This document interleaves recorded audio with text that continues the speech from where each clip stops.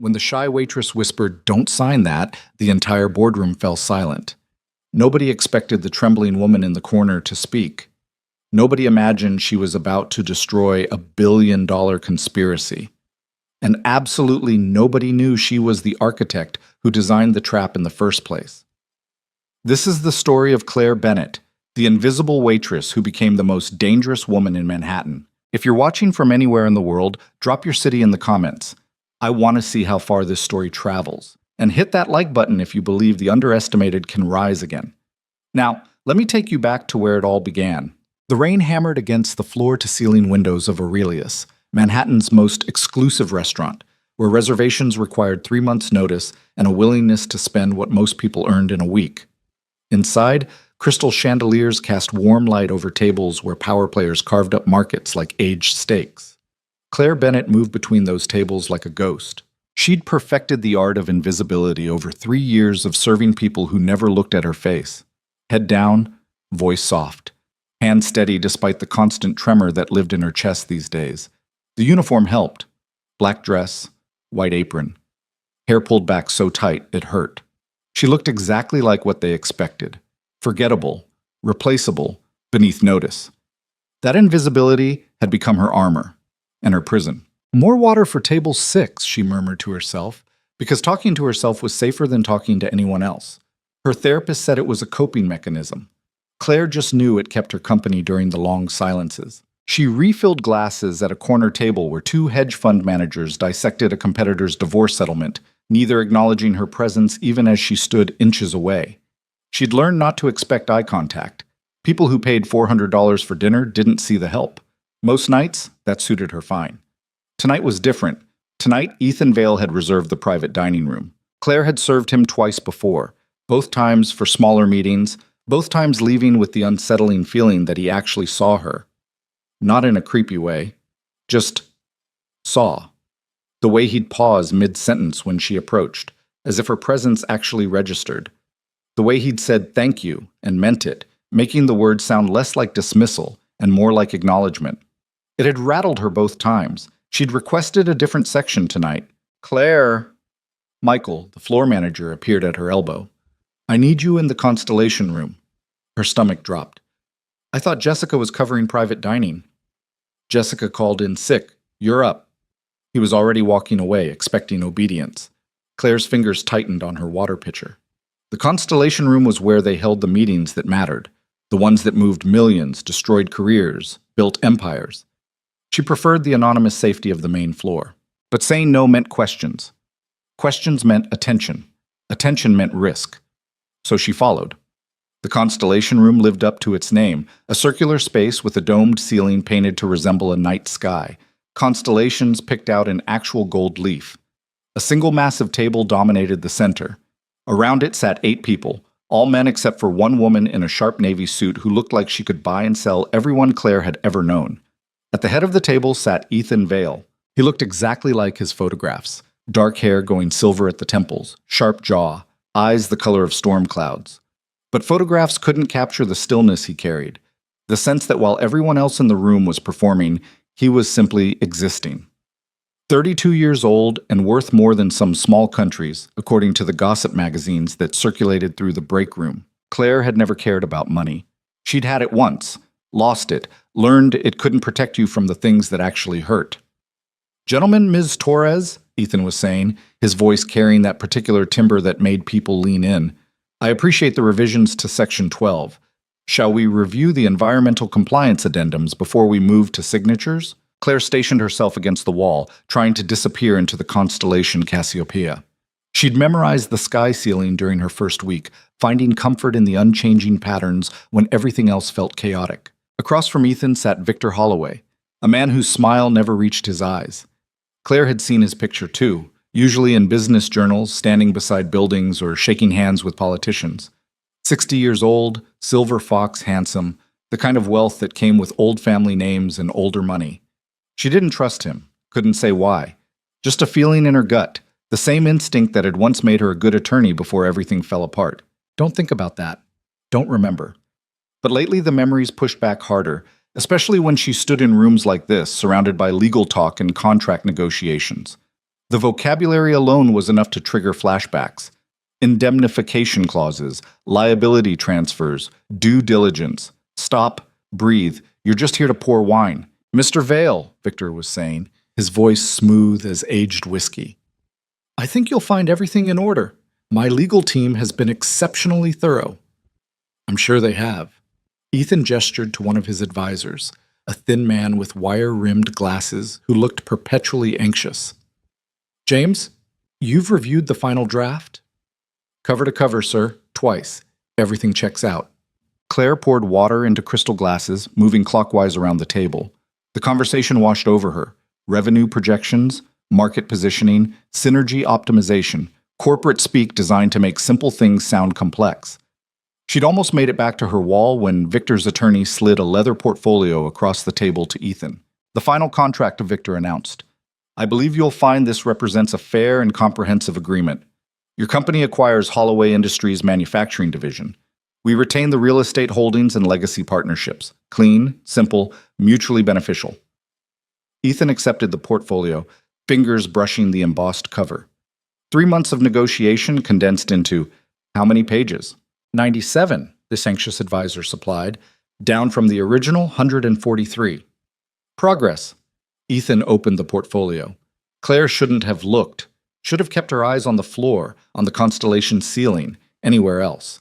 But something about Victor's smile made her glance at the papers as Ethan turned pages. Standard letterhead. Vale Industries logo on one side, Holloway Industries on the other. Dense paragraphs of legal language, the kind that looked impressive but mostly restated the same points in slightly different words. She recognized the format. Of course she did. She'd drafted hundreds of contracts in her previous life, back when she believed the law could be clean and fair and true. Ethan was reading through steadily, occasionally pausing to reread a section. His advisors watched with the tense energy of people who'd built their careers on not missing details. Section 15, Ethan said, the Environmental Liability Clause. This states that Vale Industries assumes all responsibility for environmental compliance going forward, but Holloway Industries retains liability for any pre-existing violations. Correct? Correct, Victor's attorney confirmed. Standard practice in acquisitions of this nature. And the cutoff date is the date of signature.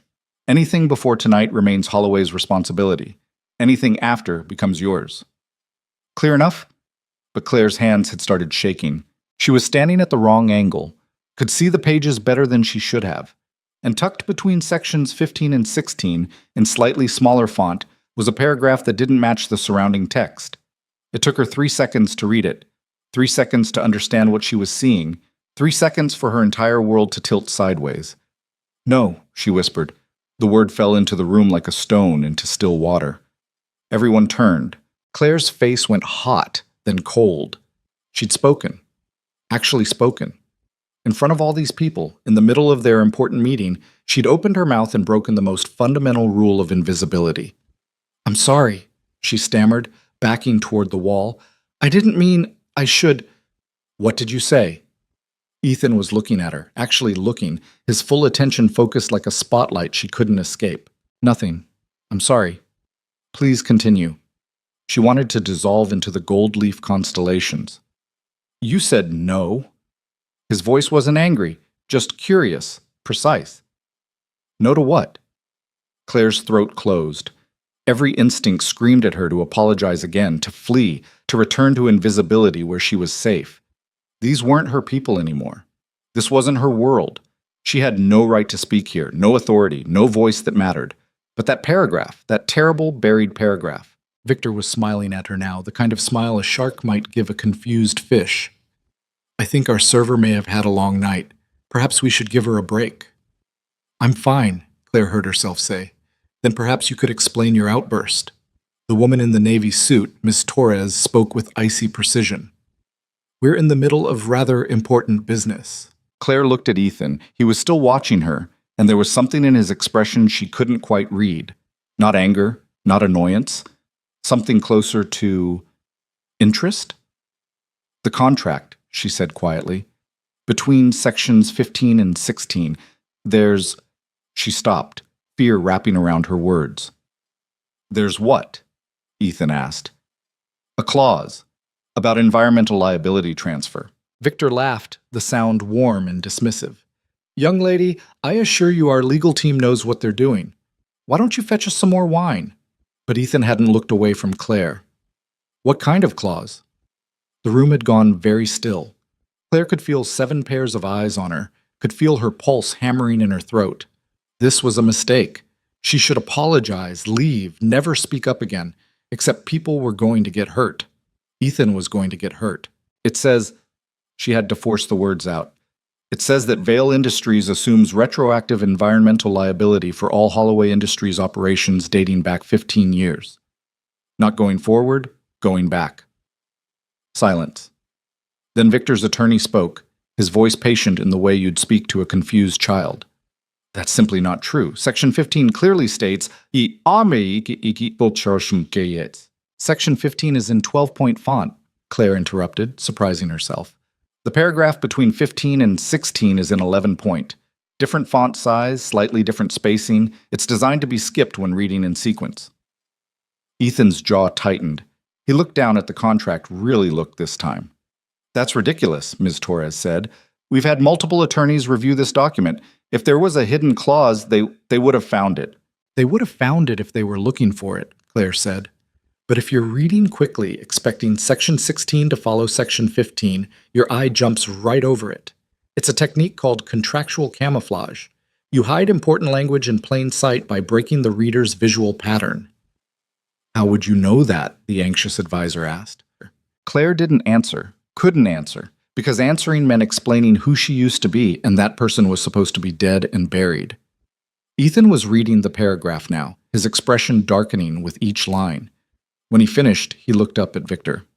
Tell me this is a mistake. Victor's smile had frozen. Ethan, I'm sure there's a reasonable explanation. This clause would make my company liable for 15 years of environmental violations I had no part in. Ethan's voice was very quiet, which somehow made it more dangerous. Violations that you know about, that you're trying to bury in my lap before the EPA catches up. That's a serious accusation. It's what the contract says. Ethan closed the portfolio. Who wrote this? Victor's attorney had gone pale. Sir, I can assure you that any discrepancies answer the question. Our legal team prepared the final draft, but multiple parties reviewed. Claire. Ethan was looking at her again. How did you know to look for this? The question hung in the air between them. Claire could feel the weight of it, the danger. If she answered truthfully, she'd have to explain about her past.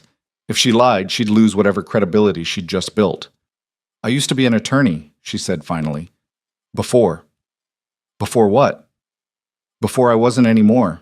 It wasn't a real answer, but Ethan didn't push. He just nodded slowly, as if she'd confirmed something he'd suspected. Everyone out, he said.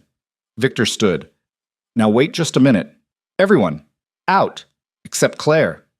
The room erupted in protests. Ms. Torres insisted they couldn't make business decisions based on a waitress's paranoia. Victor's attorney threatened legal action. The advisors exchanged panicked looks. Ethan just waited, patient as stone, until they left. When the door closed behind them, the silence felt like pressure against Claire's eardrums. Sit, Ethan said, gesturing to Victor's abandoned chair.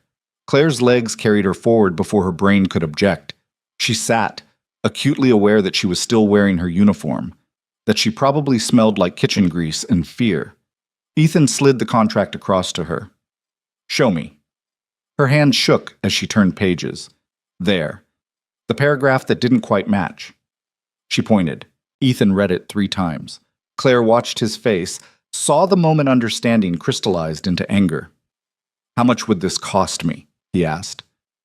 Impossible to say without knowing the extent of Holloway's violations, but if the EPA's been building a case for 15 years, billions in cleanup costs, possible criminal charges, complete destruction of your company's reputation. And if I'd signed this, you'd be legally responsible for everything. Holloway would walk away clean. Ethan leaned back, fingers steepled under his chin. You said you used to be an attorney. What kind? Corporate law. Mergers, acquisitions, environmental compliance. Past tense. Claire looked at her hands. I made a mistake. Lost my license. What kind of mistake? The kind where powerful people needed a scapegoat, and I was convenient. She waited for the inevitable questions, the demands for details. But Ethan just nodded again, as if this too made sense to him. This technique you mentioned, contractual camouflage, that's not common knowledge. No. Did you invent it? Claire's chest tightened. I developed it, years ago, as a way to stress test contracts for hidden vulnerabilities. I wrote a paper about it during my first year at Morrison and Blake. The name hung in the air between them. Morrison and Blake, one of the most prestigious corporate law firms in the country. Claire watched recognition flicker across Ethan's face. You worked at Morrison and Blake? For 3 years. Then I didn't.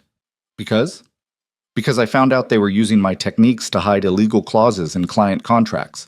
When I tried to report it, they framed me for the very fraud they were committing.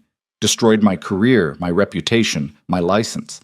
I couldn't prove I was innocent, so I became guilty by default. Saying it out loud felt like reopening a wound that had never properly healed. Claire waited for disbelief, for dismissal, for the look people gave her when they decided she was lying or crazy, or both. Instead, Ethan said, Morrison and Blake represents Holloway Industries. Claire's head snapped up. What? They've been Victor's primary counsel for 20 years. They prepared his side of this contract.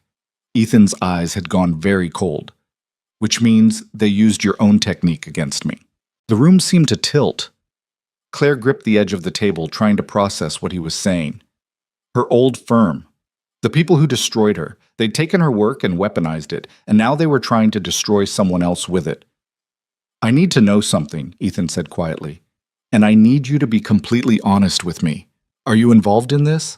What? No, I had no idea, Because from where I'm sitting, a former Morrison and Blake attorney who just happens to be working as a waitress at the exact restaurant where I'm signing a Morrison and Blake contract seems like a remarkable coincidence. Claire's blood ran cold. You think I'm part of this? You think I'm working with them? I think I need to consider every possibility. I haven't spoken to anyone at Morrison and Blake in 3 years. They made sure I'd never work in law again. Why would I help them? Blackmail, debt, a dozen other reasons. But his voice had softened slightly, as if he was testing her more than accusing her.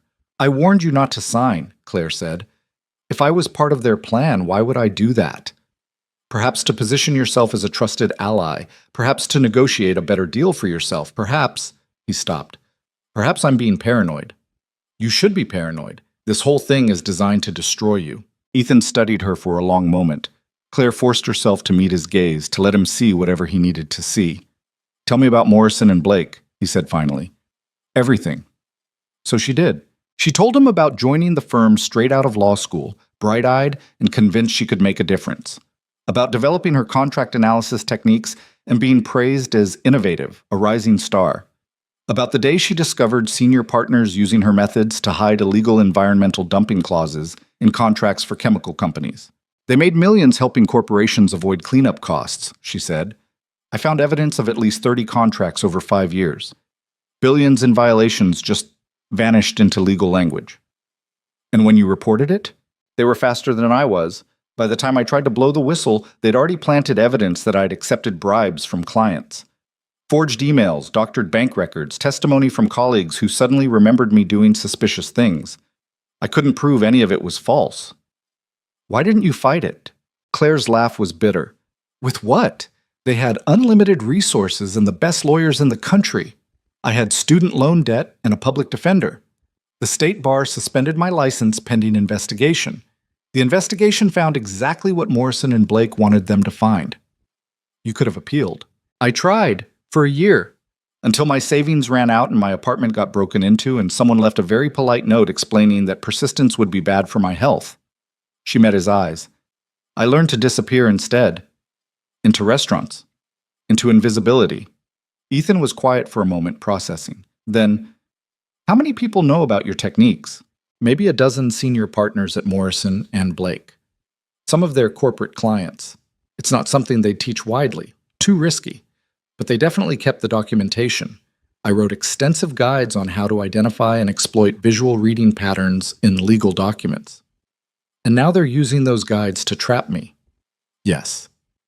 Which means you're the only person who can reliably identify all the traps they've hidden. Claire hadn't thought of it that way. I suppose. Not suppose. Fact. Ethan leaned forward. Claire, I need you to do something for me. What? I need you to tear this contract apart. Every page, every clause, every paragraph. Find every trap, every hidden bomb, every piece of camouflaged language. Can you do that? Yes, but I'm not an attorney anymore. You're a consultant. I'm hiring you as an independent contract analyst. Ethan, Mr. Vale, you don't understand. If Morrison and Blake finds out I'm involved, they'll come after me again. They won't touch you. His voice carried absolute certainty. You'll be working under my protection, in my building, with my security. And when this is over, we're going to make them regret ever crossing either of us. Claire wanted to believe him, wanted to believe anyone could protect her from the machine that had crushed her before. But she'd learned the hard way that promises from powerful men rarely held. Why would you trust me? She asked. You just accused me of being part of this. Because if you were part of it, you wouldn't have warned me. You would have let me sign, let the trap spring, and disappeared with whatever they were paying you. He paused. And because when I looked at you just now talking about what they did to you, I saw someone who wants revenge as badly as I do. He wasn't wrong. The desire for revenge had kept Claire going through years of minimum wage jobs and humiliation, a constant low flame she couldn't quite extinguish. I'm scared, she admitted. Good. Fear means you understand the stakes. Ethan stood, pulled out his phone. I'm calling my head of security. He'll take you to my headquarters tonight. You'll have everything you need, office space, research access, protection. And Claire? Yes? Thank you for speaking up. I know that cost you something.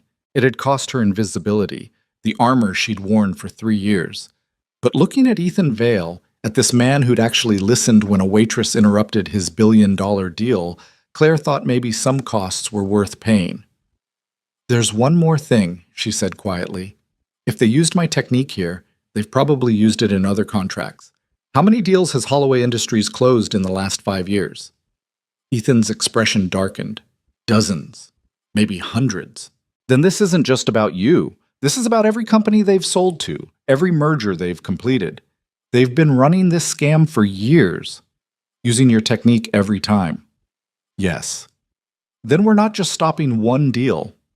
Ethan's smile was sharp as broken glass. We're burning their entire operation to the ground. Outside the Constellation room, Claire could hear raised voices. Victor demanding to be let back in, attorneys threatening lawsuits, advisors panicking about delays. The world of power and money and corporate warfare, the world she'd once belonged to. I don't have anything to wear, she said, looking down at her uniform. If I'm going to your headquarters, we'll get you clothes, everything you need. I don't have credentials anymore, no bar license, no references, nothing that says I'm qualified to do this. You just saved me from a multi-billion-dollar trap by spotting a font size difference. I think your qualifications speak for themselves.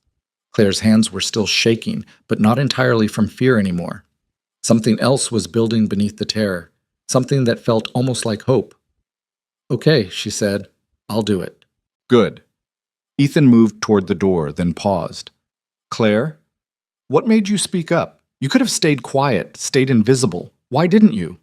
She thought about it, about the moment when invisibility and courage went to war inside her chest, and courage won by the thinnest margin. Because, she said finally, I'm tired of watching bad people win. Ethan nodded as if this made perfect sense. So am I. He opened the door to chaos, executives shouting, attorneys threatening, Victor's face purple with rage. But none of them mattered anymore. The meeting was over. The deal was dead. And somewhere in Manhattan, Morrison and Blake had no idea that the scapegoat they'd buried 3 years ago had just crawled out of her grave. Claire followed Ethan into the storm of angry voices, no longer invisible, no longer safe, but for the first time in 3 years, no longer silent. The waitress who used to be an attorney was about to remind some very powerful people why they'd been so afraid of her in the first place. The elevator ride to the 47th floor of Vale Tower felt longer than it should have. Claire stood beside Marcus Chen, Ethan's head of security, a compact man with graying temples who'd said exactly 7 words since picking her up from Aurelius. Miss Bennett, this way. Watch your step. She was still wearing her waitress uniform. At 11 p.m., riding up through one of Manhattan's most exclusive buildings dressed like she should be clearing tables, Claire felt the absurdity of her situation settle over her like a coat that didn't fit. "Mr. Chen," she started. Marcus, does Mr. Vale often bring waitresses to his office in the middle of the night?" The corner of his mouth twitched. "You'd be the first." That's either reassuring or terrifying. Probably both. The elevator doors opened onto a floor that looked nothing like Claire expected. She'd imagined sleek corporate minimalism, glass and steel, and expensive emptiness. Instead, she found herself in a space that felt almost lived in. Yes, there were the requisite floor-to-ceiling windows overlooking the city, the polished hardwood floors, the art that probably cost more than she'd earn in a lifetime. But there were also stacks of files on every available surface, a coffee maker that looked well used, and what appeared to be a child's drawing taped to one wall. "Conference rooms this way," Marcus said, leading her down a hallway lined with photographs. Claire caught glimpses as they walked. Ethan shaking hands with politicians, cutting ribbons, accepting awards. And in several frames, a little girl with dark curls and his same storm gray eyes. The conference room could have held 20 people comfortably.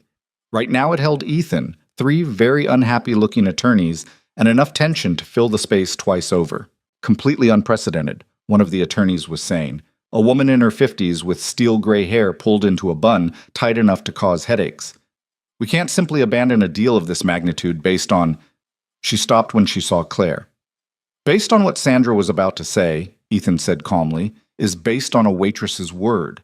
But since that waitress just saved us from committing corporate suicide, I'd suggest we adjust our language." Sandra's jaw tightened. "I meant no disrespect. However, we have procedures, due diligence protocols. We can't operate on—" "Show them," Ethan said to Claire. Claire's mouth went dry. "Now?" "Now." The contract lay spread across the conference table like evidence at a crime scene. Claire approached it the way she might approach a snake, carefully, ready to pull back. "Here," she said, pointing to the paragraph between sections 15 and 16. 11-point font instead of 12. Slightly compressed line spacing. It's designed to be overlooked when you're reading in sequence. The 3 attorneys leaned in. Sandra pulled reading glasses from her jacket pocket. "I see the font difference," admitted one of the men, younger than Sandra, with the eager energy of someone still trying to prove himself. "But that could be a formatting error. We've seen those before in multi-party contracts." "Read it," Claire said. "Read what it actually says." Sandra read aloud, her voice growing quieter with each sentence. When she finished, the silence in the room felt heavy enough to crush them. "That can't be right," the third attorney said. A nervous-looking man Claire mentally dubbed Sweaty Hands based on the way he kept wiping his palms on his pants. "We reviewed this contract 3 times. I personally checked every environmental clause." "You checked Section 15, Claire said. "This isn't Section 15.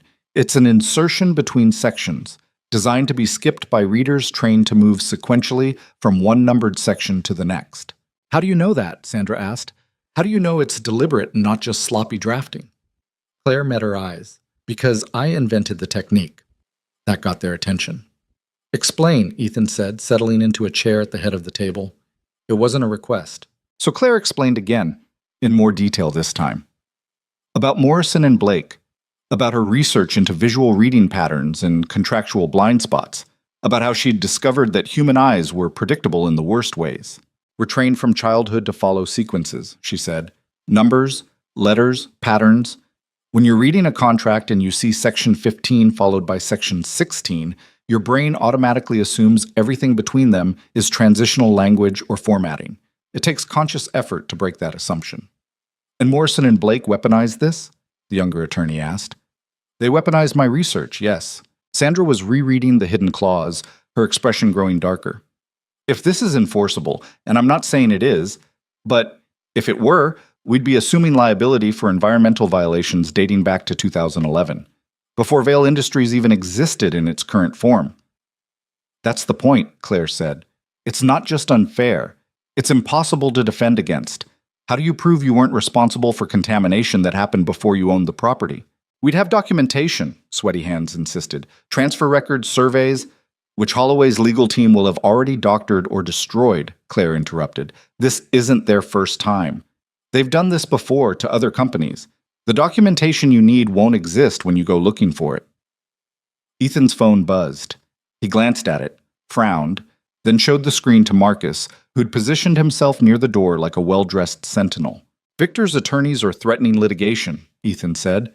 Breach of contract, defamation, tortious interference, the usual intimidation playbook. Let them threaten, Sandra said, her earlier skepticism apparently abandoned. This contract is unconscionable. No court would enforce it. You sure about that? Claire asked quietly. I've practiced law for 28 years, and I've seen Morrison and Blake convince courts that unconscionable contracts were perfectly reasonable. Claire's voice was harder than she intended. They're very good at what they do, very good at making judges believe that sophisticated parties like Ethan should have known better, should have caught the trap. She's right, the younger attorney said. Caveat emptor still applies in commercial transactions. They'll argue Vail Industries had every opportunity to conduct thorough due diligence. Which we did, Sweaty Hands protested. Did you? Claire looked at him. Did you check font sizes, line spacing? Did you read every single word between every single section? Or did you do what 99% of attorneys do and skim for key terms while trusting the formatting to be honest? His silence was answer enough. Ethan stood and walked to the windows overlooking Manhattan. The city glittered below them, oblivious to the small war being fought 47 floors above the street. How many contracts has Holloway Industries executed in the past 5 years? He asked. Sandra pulled out her tablet. 17 major transactions, dozens of smaller ones. And how many of those were handled by Morrison and Blake? All of them. Then they're all compromised, Claire said. Every single one potentially has hidden clauses like this. Maybe not identical, but following the same pattern, the same technique. You can't know that, Sweaty Hands said. I can absolutely know that. Morrison and Blake doesn't do anything halfway. If they're going to commit fraud, they commit it systematically. It's how they avoid detection, make it part of their standard operating procedure so nobody questions it. Ethan turned from the window. I want you to check them all. Claire blinked. What? Every contract Holloway Industries has executed through Morrison and Blake in the past 5 years. I want you to analyze them for hidden clauses. That's hundreds of pages, thousands, maybe. I'm aware. It could take weeks. Then we'd better start tonight. Ethan looked at Sandra. Get Claire access to everything we have on Holloway Industries. Financial records, property surveys, SEC filings, anything that might mention Morrison and Blake's involvement. Sir, she's not licensed, Sandra began. She's a consultant. Consultants don't need bar licenses. She's a waitress, Sweaty Hands said, then immediately looked like he regretted it. Claire felt the familiar flush of shame creep up her neck. He wasn't wrong. She was a waitress. Whatever credentials she'd once held were gone, destroyed by the same firm whose contracts she was supposed to analyze. She's the only person in this building who knows how Morrison and Blake thinks, Ethan said, his voice quiet but sharp. The only person who can identify their techniques because she created those techniques. And right now, that makes her more valuable than every licensed attorney in this room combined. The shame transformed into something else, something that felt dangerously close to hope. Sandra looked at Claire for a long moment, then nodded slowly. I'll have the files sent to... Where exactly is Ms. Bennett working? The executive suite, Ethan said. Corner office, south wing. That's your late wife's office, Marcus said quietly. The room went still. Claire saw something flicker across Ethan's face, pain, quickly controlled. It's been empty for 3 years, he said. About time someone used it. Nobody argued. An hour later, Claire found herself alone in an office that felt like stepping into someone else's life. The space was beautiful in a way that made her chest ache. Floor-to-ceiling bookshelves, a desk that probably cost more than a car, windows that turned the city into art. But it was the personal touches that hurt. A photograph on the bookshelf showing Ethan and a woman with kind eyes and dark hair. A coffee mug with "World's Best Mom" painted in a child's careful letters. A plant on the windowsill that someone was still watering. Claire touched nothing, just stood in the center of the room, feeling like an intruder in a shrine. Her name was Rebecca. Claire spun around. Ethan stood in the doorway, holding 2 cups of coffee. I'm sorry, Claire stammered. I didn't mean to. I shouldn't be here. This is too personal. I can work somewhere else. She would have liked you, Ethan said, walking past her to set the coffee cups on the desk. Rebecca believed in second chances, spent half her time defending people everyone else had written off. What happened to her? Cancer. 3 years ago. He said it matter-of-factly, the way people do when they've told the story too many times. She fought for 18 months, left me with our daughter Sophie, and explicit instructions to not become a bitter workaholic. How's that going? Not great. A ghost of a smile. But I'm working on it. Claire picked up one of the coffee cups, grateful for something to do with her hands. The coffee was good. Real coffee, not the break room sludge she'd grown accustomed to. Why are you helping me? She asked. You don't know me. For all you know, everything I told you tonight is a lie. Is it? No, but you couldn't know that. Ethan settled into one of the chairs facing the desk. When Sophie was 4, she told me she could fly. Not pretend flying, actual flying. She was completely convinced. Told me detailed stories about soaring over the city at night, visiting other countries, racing with birds. Okay, Claire said, not following. I had 2 choices. I could dismiss her as a child with an overactive imagination, or I could listen to what she was really telling me, which was that she felt trapped, small, limited. The flying stories were her way of saying she needed more freedom, more space to grow. He looked at Claire. Sometimes the truth isn't in the literal words. It's in the desperation behind them. And you think I'm desperate? I think you stood in a room full of people who could destroy you and spoke up anyway. That's not the behavior of someone who's lying. That's the behavior of someone who's desperate for the truth to matter again. Claire's throat tightened. She took a long sip of coffee to hide the fact that her hands were shaking. The files you requested are being compiled, Ethan continued. Should be ready by morning. In the meantime, I need you to walk me through exactly how Morrison and Blake operates. Their patterns, their techniques, everything you know. That could take all night. I cleared my schedule, so Claire talked. She started with the basics. How Morrison and Blake recruited top graduates with promises of prestigious clients and partnership tracks. How they slowly introduced young attorneys to their special services division, the group that handled sensitive contract work for clients willing to pay premium rates for creative legal solutions. They don't call it fraud, Claire explained. They call it aggressive advocacy, pushing boundaries, finding innovative interpretations of regulatory language. But it's fraud, Ethan said. It's fraud dressed up in expensive suits and Latin phrases. They're very good at making illegal things sound sophisticated. She told him about the training sessions where senior partners taught techniques for hiding unfavorable terms in contracts. About the bonuses paid to attorneys who successfully buried liability clauses that went undetected for years. About the internal documents, which she'd foolishly tried to expose, showing systematic deception across dozens of clients. How did they catch you? Ethan asked. Claire had known this question was coming, had dreaded it for 3 years. I was sloppy, she said. Thought I was being careful, but I wasn't careful enough.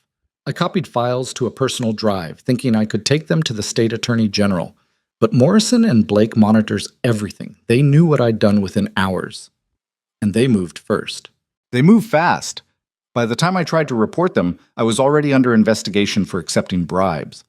Evidence appeared in my office. Cash, forged agreements with clients, emails I'd never sent. My colleagues suddenly remembered conversations that never happened. It was efficient. You fought back? I tried. Hired a lawyer with what little savings I had. But Morrison and Blake has unlimited resources and unlimited patience. They buried me in motions, delayed hearings, made every step of the process as expensive and exhausting as possible. After a year, I ran out of money and energy. Accepted a suspension of my license in exchange for dropping my accusations against the firm. That must have killed you. It did. For a while. Claire stared into her coffee cup. Then I learned to be someone else. Someone smaller, safer. Someone who didn't ask questions or make waves or believe the law could be fair. And now? Now I don't know what I am. Ethan was quiet for a moment. Then, you're someone who just saved me several $billion. That's a start. The office door opened. Sandra appeared, looking exhausted but grimly determined. We have a problem, she said. Another one? Ethan asked. Victor Holloway just filed an emergency injunction seeking to force you to complete the acquisition. He's claiming breach of contract, arguing that backing out now will cause irreparable harm to his company's operations and reputation. On what grounds? We never signed anything. He's arguing that months of negotiation created a binding agreement, and that your refusal to proceed constitutes, Sandra checked her notes, arbitrary and capricious business conduct designed to manipulate market conditions. That's absurd, Claire said. It's Morrison and Blake, Sandra replied. Absurd is their specialty. Who's the judge? Ethan asked. Mitchell Carver, Federal District Court. Claire's stomach dropped. No. Everyone looked at her. Judge Carver handled my disciplinary hearing, she said. He's the one who suspended my license, and he's… She stopped. He's what? Ethan pressed. He's friendly with Morrison and Blake. Very friendly. His daughter works there as a junior partner. His wife serves on their charitable foundation board. He's recused himself from cases involving the firm before, but apparently not consistently. Can we object on conflict of interest grounds? Ethan asked Sandra. We can try, but judge shopping this late will look desperate. We are desperate. Then we need to be smart about it. Sandra looked at Claire. How well do you know Carver's relationship with Morrison and Blake? Well enough to know he won't rule fairly. He rubber-stamped everything they presented during my hearing, didn't question their evidence, didn't push back on their witnesses, basically let them run the entire proceeding. Did you file a complaint? With who? The Judicial Ethics Board that's half-staffed by retired judges who golf with Carver? Claire's laugh was bitter. The system protects itself. Ethan stood and walked to the windows again. Claire was starting to recognize this as his thinking posture, back to the room, eyes on the city, mind working through problems. We're going to need leverage, he said finally. What kind of leverage? Sandra asked. The kind that makes Victor want to withdraw his injunction voluntarily. The kind that makes Morrison and Blake back off before this gets to Carver's courtroom. You're talking about blackmail, Sweaty Hands said, having appeared in the doorway behind Sandra. I'm talking about mutually assured destruction, Ethan corrected. They threatened to blow up my company with a fraudulent contract. We threatened to expose their entire operation. Fair's fair. We'd need evidence, Sandra said. Real evidence. Not just Claire's testimony about past practices. We have evidence, Claire said quietly. We have the contract itself. Clear proof of contractual camouflage. If we can demonstrate this was deliberate, if we can show a pattern, we'd need multiple examples, Sandra interrupted. One contract could be explained away as a formatting error. 3 or 4? That's a pattern. 6 or 7? That's systematic fraud. Which brings us back to analyzing every contract Holloway Industries executed through Morrison and Blake, Ethan said. How fast can you work? This last question directed at Claire. She thought about it. Thought about the hundreds of pages waiting for her, the thousands of clauses to check, the weeks of work compressed into days because that's what survival required. Fast, she said. But I can't do it alone. I'll need help. What kind of help? Research assistants, people who can pull contracts, cross-reference dates, build databases of language patterns. I can identify the camouflage techniques, but we need infrastructure to process everything efficiently. Sandra was already typing on her phone. I can pull 3 paralegals from other projects. They're discreet and fast. Make it 5, Ethan said. Whatever Claire needs. This is going to cost… I don't care what it costs. His voice carried an edge Claire hadn't heard before. Morrison and Blake tried to destroy me. Tried to destroy Claire. How many other people have they done this to? How many companies? How many careers? How many lives? We don't know, Sandra admitted. Then we find out. And when we know, we make sure everyone else knows too. Ethan turned from the window. Claire, I need you to understand something. This isn't just about saving my deal anymore. This is about burning Morrison and Blake to the ground. Completely. Permanently. Are you prepared for that? Claire thought about the last 3 years. About serving food to people who never saw her. About apologizing for existing. About the constant fear that one day someone would recognize her, would remember her face from the news articles about the fallen attorney who'd betrayed her clients. Yes, she said, I'm prepared. It's going to get ugly. They'll come after you again. Let them try. They'll use every dirty trick they know. I invented half those tricks. I know how to counter them. Ethan smiled, and for the first time Claire saw something fierce in it. Something that reminded her he hadn't built an empire by being nice. Then let's get to work, he said. The next 6 hours blurred together in a haze of coffee and contract language. Sandra's paralegals arrived, 5 sharp-eyed people who asked smart questions and worked with the kind of focused intensity that reminded Claire of her old life. She taught them what to look for. The font size discrepancies, the spacing irregularities, the sections that appeared between sections, the clauses that interrupted natural reading flow. Morrison and Blake's techniques had evolved over the years, but the core principles remained. Exploit human reading patterns, hide important language in plain sight, make the invisible obvious only in hindsight. By 5 a.m., they had found 3 more contracts with similar hidden clauses. By 6 a.m., that number had grown to 7. "Look at this," one of the paralegals said, a young woman named Keisha who'd proven to have an eye for patterns. She pulled up 2 contracts on split screens. 2019 merger between Holloway Industries and Pacific Manufacturing. Hidden clause in Section 21 transferring product liability to Pacific for defects dating back 15 years. "And?" Claire asked. "Pacific Manufacturing filed for bankruptcy 18 months later, crushed by liability claims they didn't see coming." Keisha's voice was tight with anger. "They had no idea they were buying 15 years of hidden lawsuits." Claire felt sick. "Pull their bankruptcy filing. See if Morrison and Blake represented them during the restructuring." 20 minutes later, they had their answer. Morrison and Blake had represented Pacific Manufacturing during bankruptcy proceedings, helping the company's executives negotiate favorable exit packages while ordinary employees lost their pensions. "They destroyed the company, then profited from its collapse," Ethan said. He'd been in and out all night, checking their progress between phone calls to attorneys and crisis management specialists. "That's not just fraud, that's racketeering," Sandra finished. "RICO predicate acts. If we can prove a pattern of criminal activity conducted through Morrison and Blake's business structure." "We can bring federal charges," Claire said, "not just against individual attorneys, against the entire firm." The room went quiet as everyone absorbed the implications. "That's a death sentence for the firm," one of the paralegals said. "Morrison and Blake is 150 years old, hundreds of attorneys, thousands of clients." "Who deserve to know they're working with criminals?" Claire interrupted. "How many of those clients are being defrauded right now? How many more Pacific Manufacturings are waiting to happen?" She had a point, and everyone knew it. By 8 a.m., they'd identified 12 contracts with suspicious clauses. By 9 a.m., that number was 15.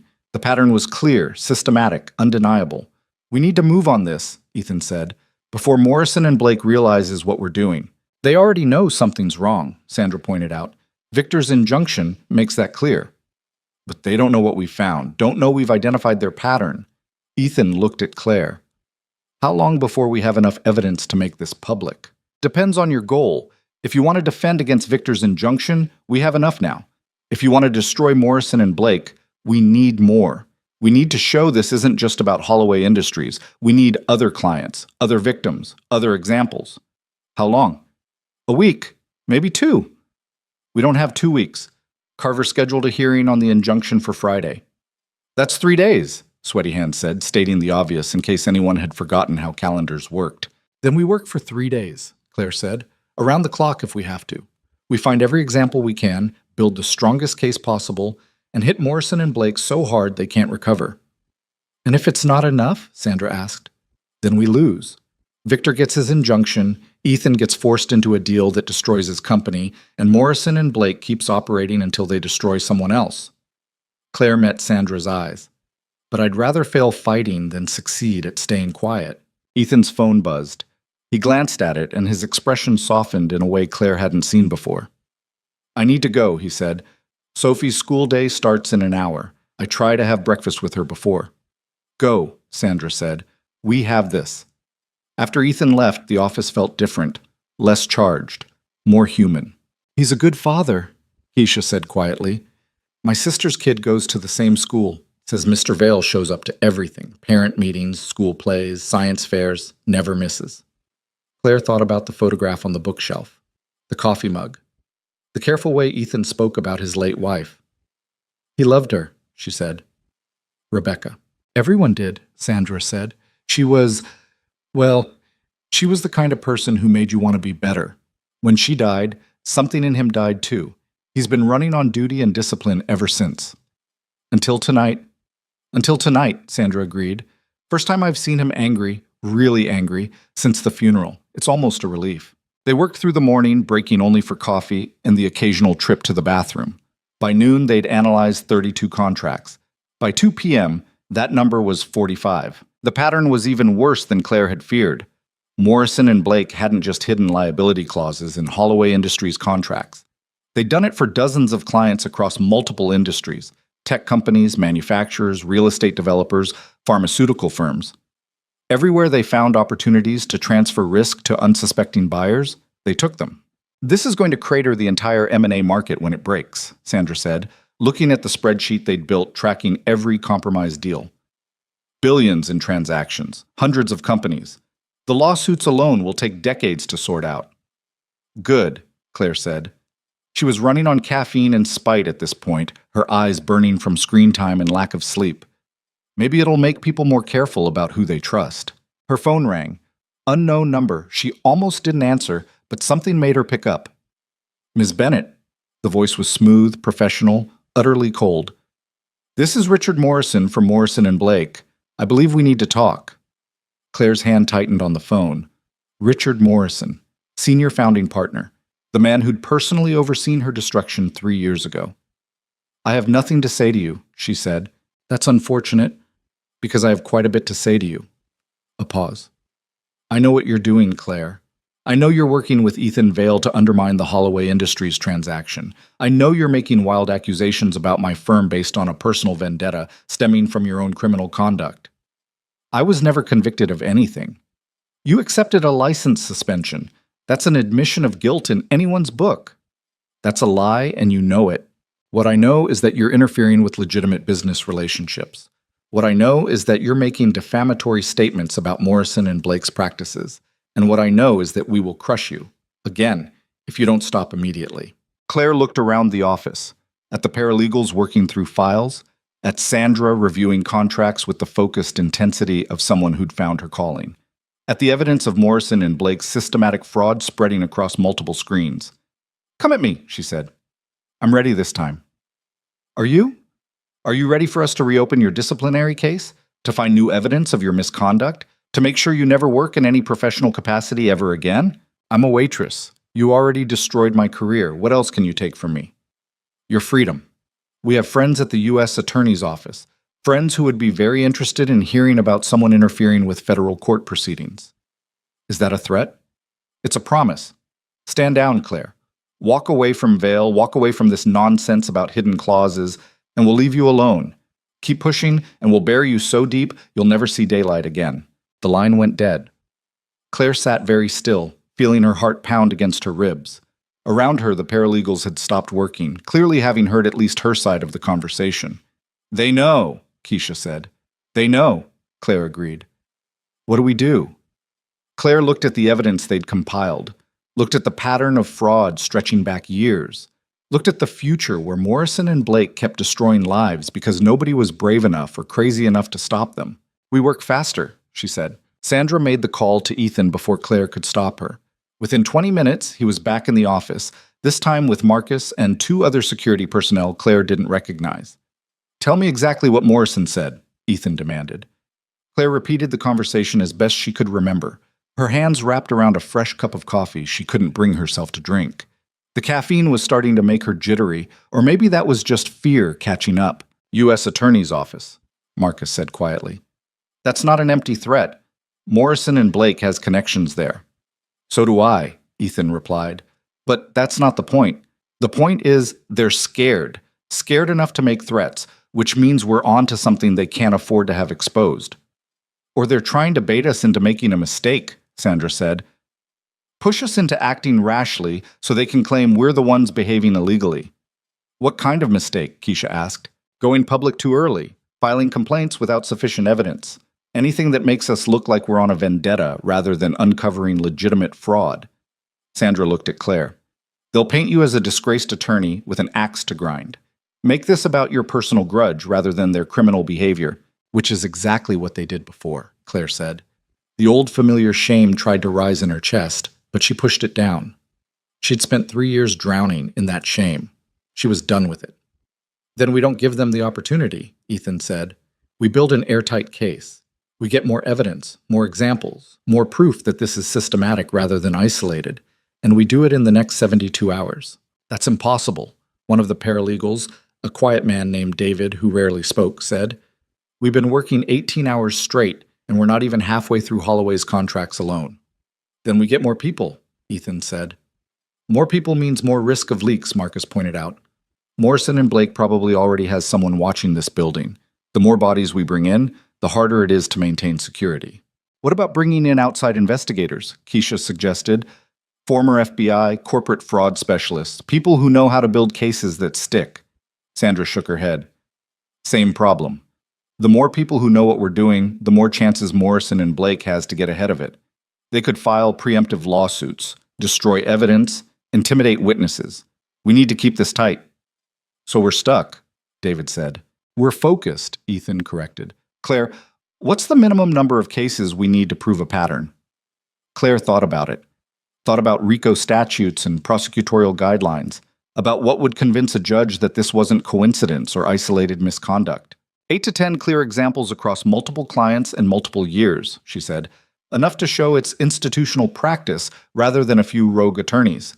We have 15 suspicious contracts now, but not all of them are going to hold up under scrutiny. We need to vet each one, confirm the hidden clauses are actually enforceable, demonstrate harm to the companies that signed them. How many can you personally vouch for right now? 5, maybe 6. The rest need more analysis. Then that's what we focus on. Forget the broader sweep. We take our 6 strongest cases, we document everything, and we build a presentation that no judge can ignore. Ethan looked around the room. Everyone clear on that? Heads nodded, though Claire could see the exhaustion starting to show. They'd all been running on adrenaline and coffee, but that only carried you so far. We need sleep, she said. Real sleep. A few hours at least. We're starting to make mistakes. We don't have time for sleep, Sandra protested. We don't have time for mistakes either. I just caught David running the same search 3 times in a row because he was too tired to remember he'd already done it. Claire softened her voice. I know the clock is ticking, but if we burn out now, we won't be any good to anyone on Friday. Ethan studied her for a moment, then nodded. 4 hours. Everyone takes 4 hours starting now. Rotating shifts so we always have people working. Marcus, arrange for food delivery and set up a rest area somewhere away from the files. Sir, I really think, Sandra started. That's an order, Sandra. You're no good to me if you collapse in the middle of court. He turned to Claire. You too. 4 hours minimum. I'm fine. You're running on fumes and spite. Both have their limits. He glanced at his watch. It's 3 p.m. I want you back here at 7 p.m., clear-headed and ready to work. That's not a request. The rest area Marcus set up turned out to be a converted conference room with a few couches that looked more comfortable than Claire's apartment bed. She tried to lie down, but her mind wouldn't stop racing. Every time she closed her eyes, she saw contract clauses swimming behind her eyelids, heard Richard Morrison's cold voice making threats she knew he could deliver on. Can't sleep either? Claire opened her eyes to find Keisha sitting on the opposite couch, staring at the ceiling. Too wired, Claire admitted. Same. Keep thinking about Pacific Manufacturing, about all those people who lost their jobs because Morrison and Blake decided to use them as a dumping ground for liability. Keisha sat up. My dad worked manufacturing his whole life, gave 30 years to a company that got bought out by private equity, stripped for parts, and shut down. He never recovered from that. Died thinking he'd failed somehow, like it was his fault he couldn't find another job at 58. I'm sorry. Not your fault. But people like Morrison and Blake, they're the ones who make it possible. They're the ones who turn destroying lives into billable hours. Keisha looked at Claire. That's why I'm here. Not just for the paycheck, because somebody needs to stop them. You think we can? I think you already did once, when you tried to blow the whistle. The fact that they destroyed you for it just means you were onto something real. Claire hadn't thought about it that way. Had spent 3 years viewing her exposure attempt as a failure, a naive mistake that cost her everything. But maybe Keisha was right. Maybe the viciousness of Morrison and Blake's response was proof that she'd gotten too close to something they couldn't afford to have revealed. They're going to come after all of us, Claire said quietly, when this breaks. Morrison and Blake doesn't just fight back. They annihilate. Let them try. Keisha's voice was hard. I'm not my father. I don't break that easy. Claire wanted to warn her, wanted to explain that Morrison and Blake had resources beyond imagination, that they could make evidence appear and disappear, that they had judges and prosecutors and journalists in their pocket. But looking at Keisha's determined face, she realized warnings would be useless. The younger woman had already made her choice. Get some sleep, Claire said. We're going to need it.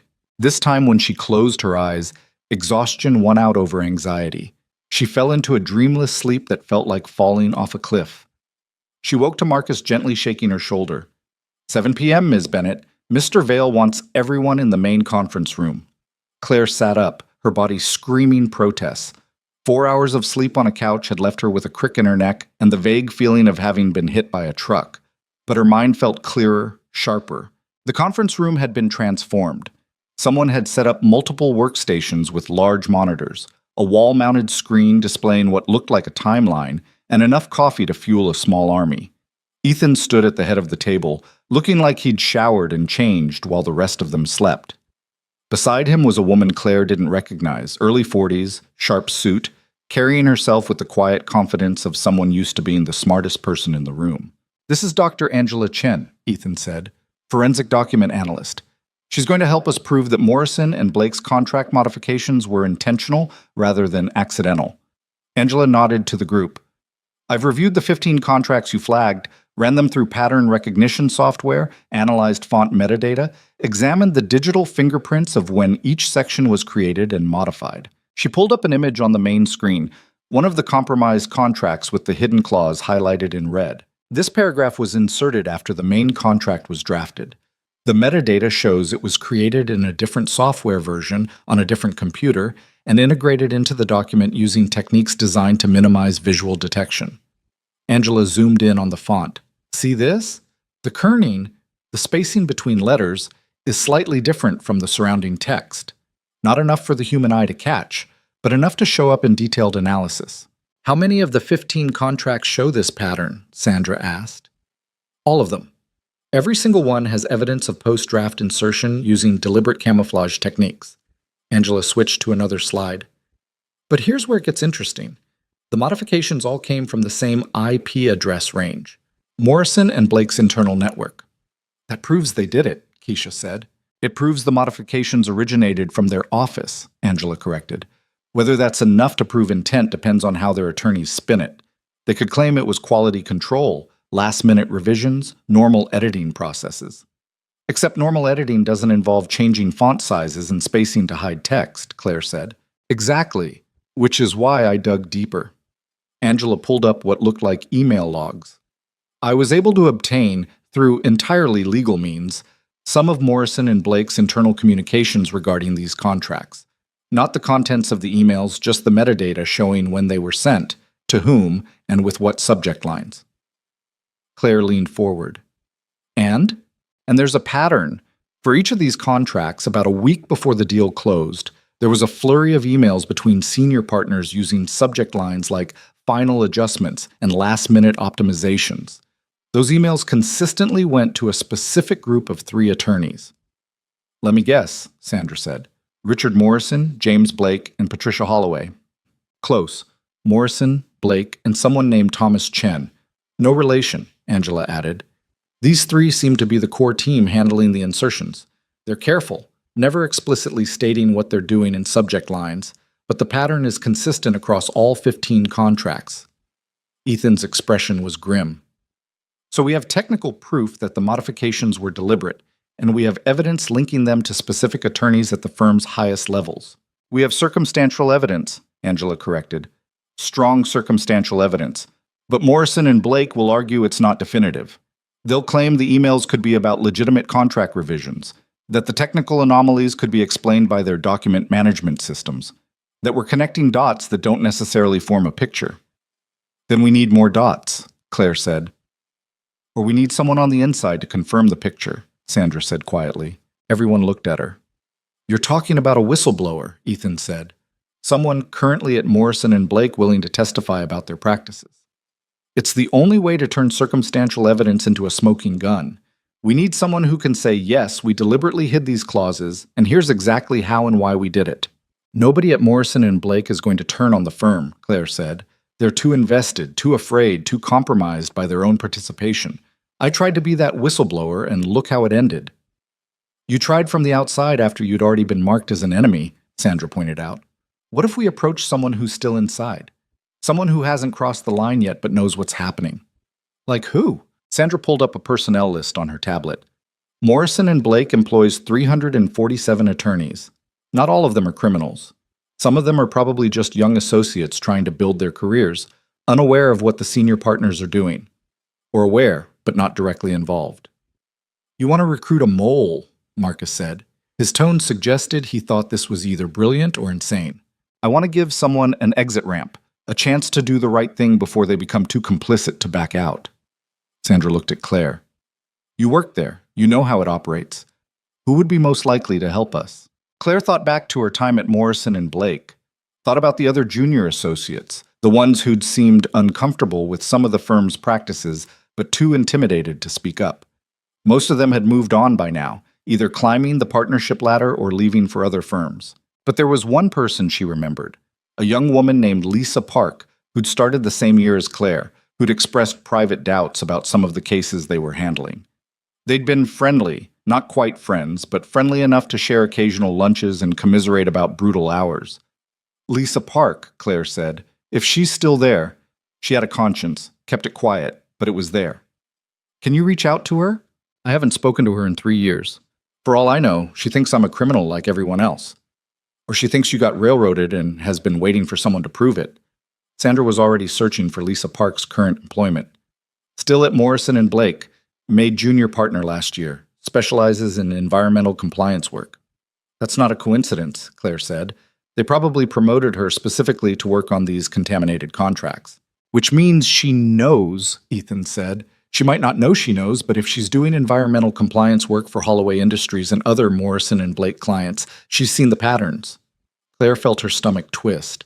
Reaching out to Lisa meant risking exposure, meant potentially giving Morrison and Blake advance warning of their investigation. But Sandra was right. They needed someone on the inside. I'll contact her, Claire said, but we do it carefully. No phones, no emails, nothing Morrison and Blake can monitor. How then? Keisha asked. Claire thought about it. Lisa used to go to a yoga class near Bryant Park every Wednesday evening. Small studio, no corporate accounts, the kind of place that values privacy. If she's still going there, and she was pretty committed to the routine, I could accidentally run into her. That's tomorrow, Marcus said. I know. Morrison and Blake will have people watching you by now. If you make contact with one of their attorneys, they'll know immediately. Not if we make it look natural. I'm a waitress, remember? I'm allowed to take yoga classes. And if I happen to run into an old colleague, that's just coincidence. Marcus didn't look convinced, but he didn't argue. I'll have a team nearby, he said. Discreet surveillance. If anything goes wrong, we pull you out. Agreed. Ethan checked his watch. That gives us just under 24 hours to firm up our evidence before Claire makes contact. Let's use the time. Angela, I want you to keep analyzing those contracts. Find every technical anomaly, every piece of proof that the modifications were intentional. Sandra, work with the paralegals to build a timeline showing exactly when each hidden clause was inserted and what happened to the companies that signed those contracts. Claire, I'll prepare for talking to Lisa, Claire said. Figure out exactly what to say, how much to reveal, what we need from her.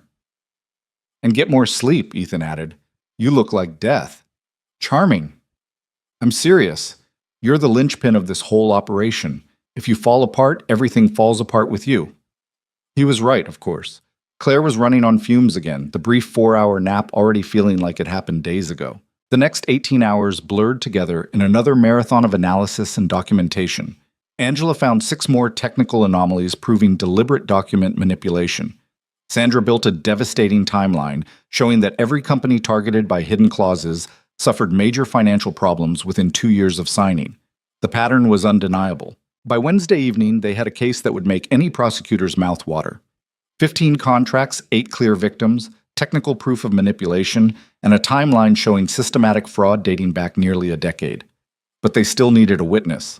Someone who could put a human face on Morrison and Blake's practices, who could testify about the culture of deliberate deception. Claire stood outside the yoga studio at 6:30 p.m., wearing workout clothes that felt foreign after 3 years of waitress uniforms, and trying to look casual despite her racing heart. Marcus's team was somewhere nearby. She'd been briefed on their positions but told not to look for them. Students started arriving around 6:45. Claire recognized the type. Young professionals trying to decompress from brutal workdays. Lawyers and bankers and consultants seeking an hour of peace before going home to emails and client demands. Lisa Park arrived at 6:52, looking older than Claire remembered but still recognizably herself. Same careful posture, same designer yoga mat bag, same expression of quiet determination. Claire waited until Lisa was almost to the door before calling out, "Lisa?" The other woman turned, and Claire watched recognition flash across her face, followed immediately by wariness. "Claire Bennett." Lisa's voice was carefully neutral. "I heard you were... I didn't know you were still in the city." "Hard to leave. Rent control apartment." Claire tried for a smile that probably looked as fake as it felt. "I didn't know you still came here. Every Wednesday for 6 years, it's the only thing keeping me sane." Lisa glanced toward the studio door. "I should have coffee with me after?" The words tumbled out before Claire could second-guess them. "Just 15 minutes. I know it's been a while, but I'd like to catch up." Lisa studied her for a long moment. Claire could see the calculation happening, the risk assessment, the evaluation of potential consequences. Lisa had always been careful, always thought 3 moves ahead. "Okay," Lisa said finally. "There's a place across the street. I'll meet you there at 8. The yoga class was torture. Claire hadn't done yoga in years, and her body punished her for every pose. But she pushed through, hyper-aware of Lisa on the mat 2 rows ahead, wondering what the other woman was thinking, whether she'd show up for coffee or just disappear. At 8, Claire sat at a corner table in a small cafe, nursing chamomile tea and trying not to stare at the door. 8:15 came and went. 8:30. Claire was about to give up when Lisa walked in, still wearing her yoga clothes but with a coat thrown over them. She slid into the seat across from Claire without preamble. "I have 20 minutes before Morrison and Blake's surveillance team starts wondering where I am. So whatever you want to say it fast." Claire's stomach dropped. "They're following you?" "They're following everyone these days, ever since the Holloway deal went sideways." Lisa's eyes were hard. "That was you, wasn't it? You're working with Ethan Vale. No point in lying." "Yes." "Do you have any idea what you've done? The partners are losing their minds. Morrison is talking about scorched earth litigation. Blake is calling in favors from every judge he knows. You've kicked a hornet's nest, Claire." "Good. They deserve to be kicked. They're going to destroy you again, worse this time." "Let them try." Claire leaned forward. "Lisa, I need you to listen to me. Really listen. Morrison and Blake is running a systematic fraud operation. They've been hiding liability clauses in contracts for years, destroying companies, ruining lives. And you know about it. You have to know about it if you're doing environmental compliance work for their clients." Lisa's face went carefully blank.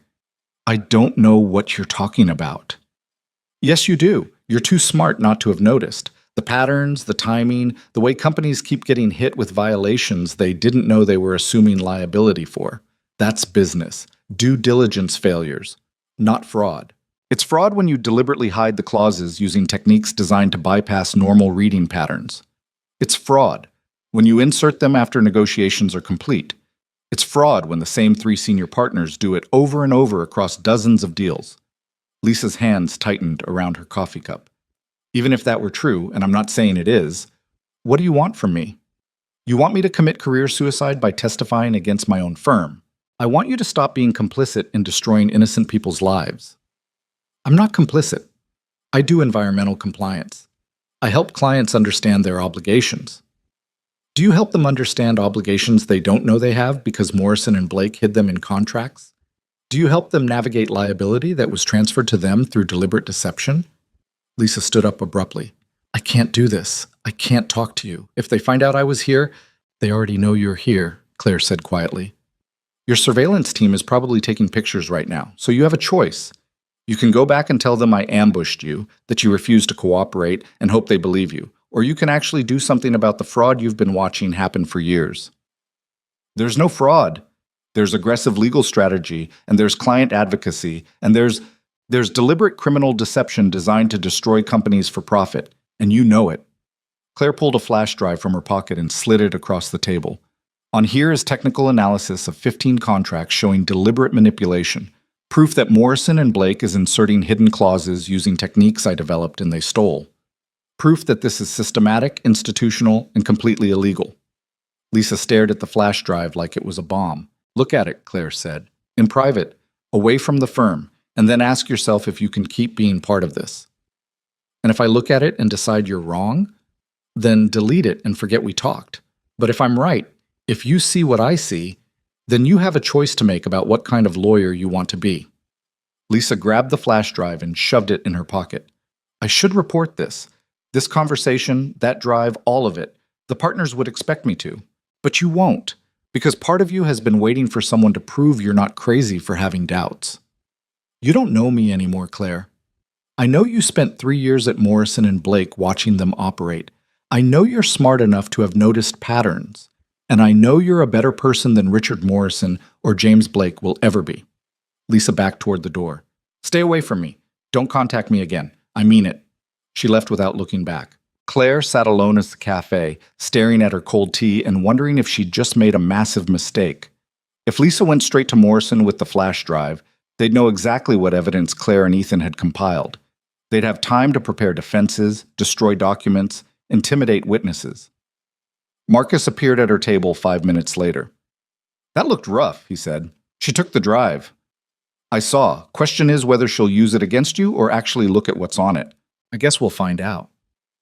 They walked back to Vale Tower in silence. Claire's body ached from the yoga class, and her mind ached from the conversation with Lisa.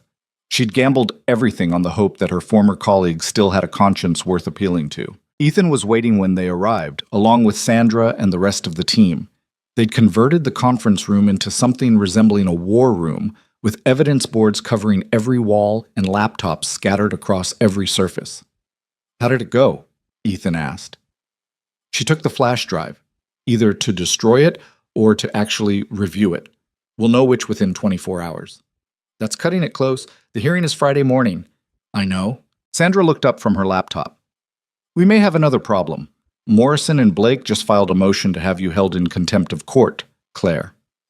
For what? I'm not party to any proceedings. They're arguing that your previous license suspension included an order barring you from practicing law in any capacity. They claim your work analyzing contracts for Ethan constitutes unauthorized practice and violates that order. Claire felt the room tilt. That's not what the suspension order said. It suspended my license, but it didn't bar me from working as a consultant or analyst. They're claiming it amounts to the same thing, and they filed it with Judge Carver. Of course they did. Carver, who'd rubber-stamped every motion Morrison and Blake filed during Claire's disciplinary hearing. Carver, whose family was financially entangled with the firm. This is a distraction, Ethan said. They're trying to disqualify Claire before Friday's hearing so we can't use her testimony. It's working, Claire said quietly. If Carver issues a contempt order, I'm arrested. Even if we fight it, I'm tied up in legal proceedings instead of helping build our case. Can we get the motion transferred to a different judge? Keisha asked. Sandra shook her head. Not without showing bias, and Morrison and Blake will have anticipated that. They'll argue that judge shopping is proof we know our case is weak. So we're trapped, David said. We're inconvenienced, Ethan corrected. Claire, how much of your analysis is already documented? Most of it. Angela has the technical reports. Sandra has the timeline. The paralegals have the contract breakdowns. I'm not the only person who can testify to what we've found. But you're the only person who can explain the techniques, Sandra said. The contractual camouflage methods. How Morrison and Blake perverted your research into a fraud mechanism. Without you, our case loses its narrative through lying. She was right. The evidence was strong, but Claire was the connection between all the pieces. She was the one who could explain how Morrison and Blake had stolen her work and weaponized it. Without her testimony, they had facts but no story. Then we need Lisa to come through, Claire said. She's a current Morrison and Blake partner doing environmental compliance. If she testifies about the firm's practices, she carries more weight than I do anyway. That's a lot of hope to pin on someone who ran away from you at a coffee shop, Marcus observed. It's the hope we have. Ethan's phone rang. He glanced at it, frowned, then answered. Vale? A pause. When? Another pause. I see. Thank you for the courtesy. He hung up and looked at Claire. That was Judge Carver's clerk. He's scheduled an emergency hearing on Morrison and Blake's contempt motion for tomorrow morning at 9. You're ordered to appear. Tomorrow? They just filed it today. Apparently it's urgent enough to warrant immediate attention. Ethan's voice was dry. Carver is nothing if not responsive to Morrison and Blake's concerns. This is insane. They're rushing this through to prevent us from mounting a proper defense. Which means we mount an improper defense. Sandra, get me every lawyer you know who specializes in disciplinary proceedings. I want someone in that courtroom tomorrow who can argue circles around Morrison and Blake's motion. At this hour? On less than 12 hours' notice? Then I guess you'd better start calling. The next morning found Claire sitting in federal court wearing a borrowed suit that almost fit, flanked by Sandra and a criminal defense attorney named Marcus Washington, no relation to their head of security, who'd agreed to represent her on emergency notice. Morrison and Blake had sent 4 attorneys. Richard Morrison himself sat at their table, looking confident and completely at ease. Judge Carver entered promptly at 9.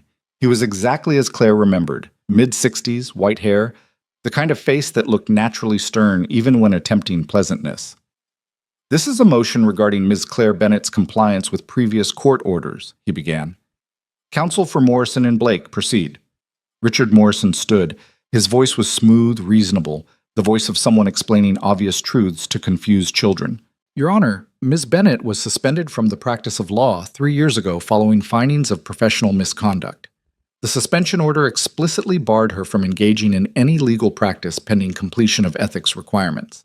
Despite this clear prohibition, Ms. Bennett has been working for Ethan Vale analyzing complex legal contracts, providing legal advice, and engaging in work that constitutes practicing law without a license." "Your Honor," Marcus Washington interrupted, "the suspension order Ms. Bennett agreed to suspended her law license. It did not bar her from working as a paralegal, legal consultant, or contract analyst. Ms. Bennett has been careful to operate within the bounds of— She's been doing substantive legal analysis," Morrison cut in, "making legal determinations about contract validity, advising Mr. Vale on legal strategy, performing work that requires a law license." "Contract analysis doesn't require a law license," Washington argued. "Thousands of business consultants, analysts, and advisors perform similar work every day without being licensed attorneys." Judge Carver held up a hand. "Ms. Bennett, you're present. I'd like to hear from you directly. Have you been practicing law in violation of your suspension order?" Claire stood, her legs steadier than she expected. "No, Your Honor. I've been analyzing contracts for technical features, font sizes, spacing, formatting irregularities. That's document analysis, not legal practice." "And providing opinions on whether those irregularities constitute contractual fraud?" "I've been providing factual observations about document construction.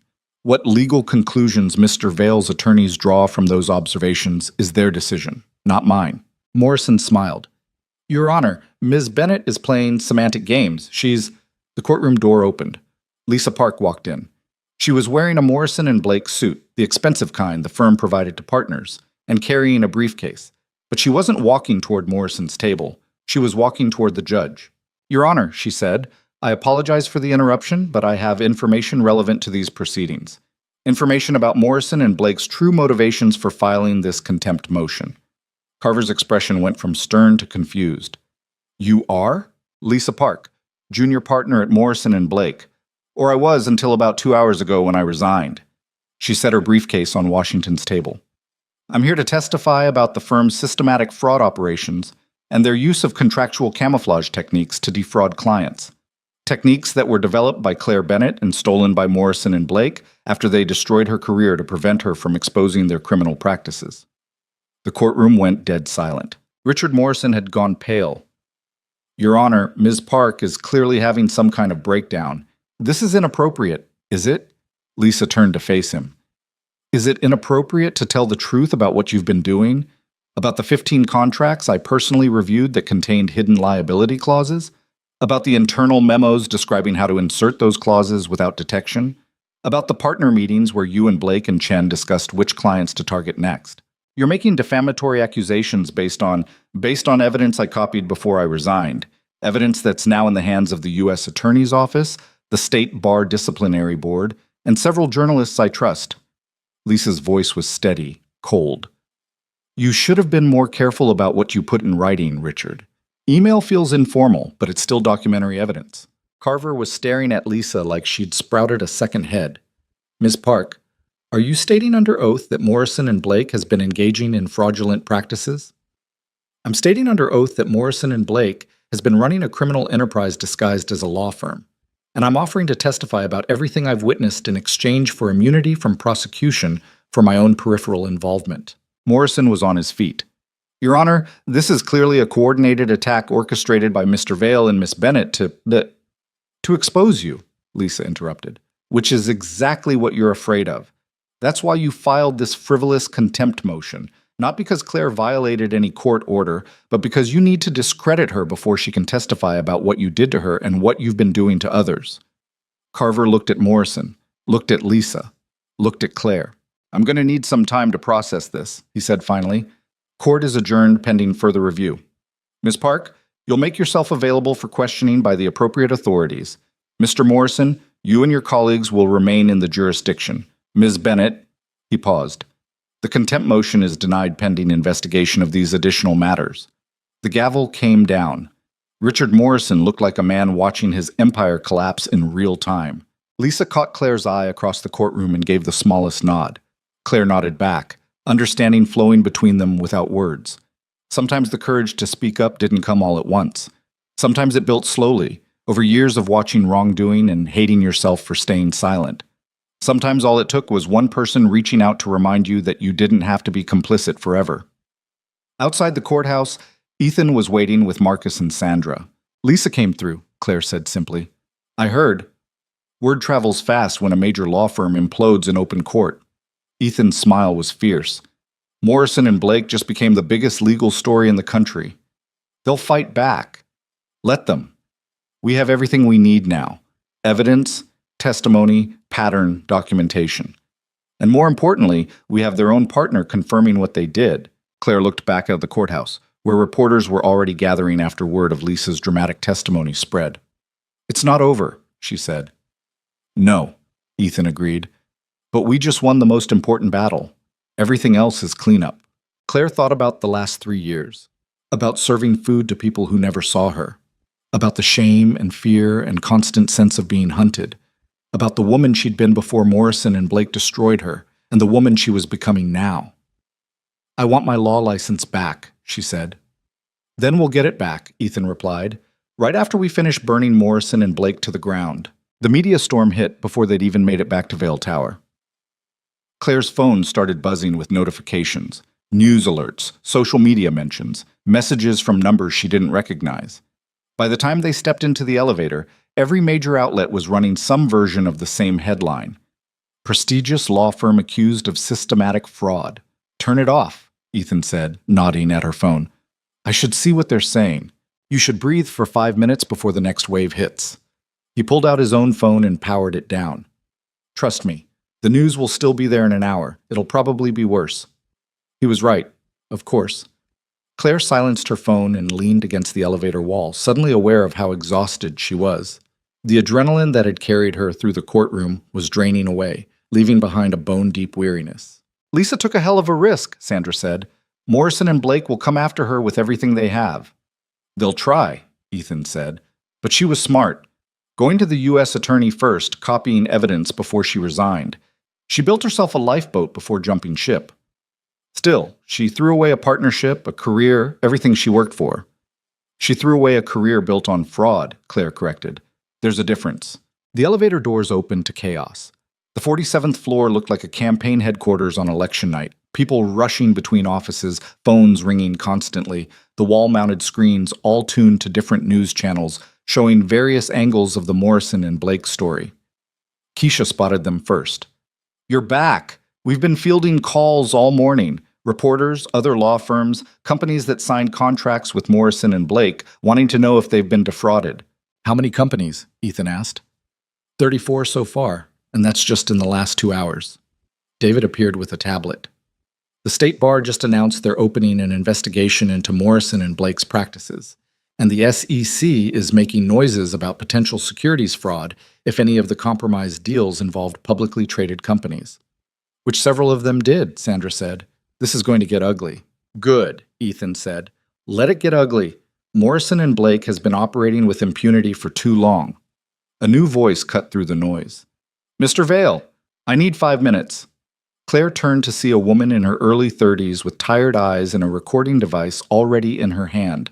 A press badge identified her as Jennifer Torres, New York Times. How did you get up here? Marcus appeared from nowhere, positioning himself between the reporter and Ethan. Same way everyone else did. Elevator. Torres didn't look intimidated. Mr. Vale, can you confirm that you're planning to file criminal complaints against Morrison and Blake? No comment at this time, Ethan said. What about you, Miss Bennett? Torres turned to Claire. 3 years ago, Morrison and Blake destroyed your career.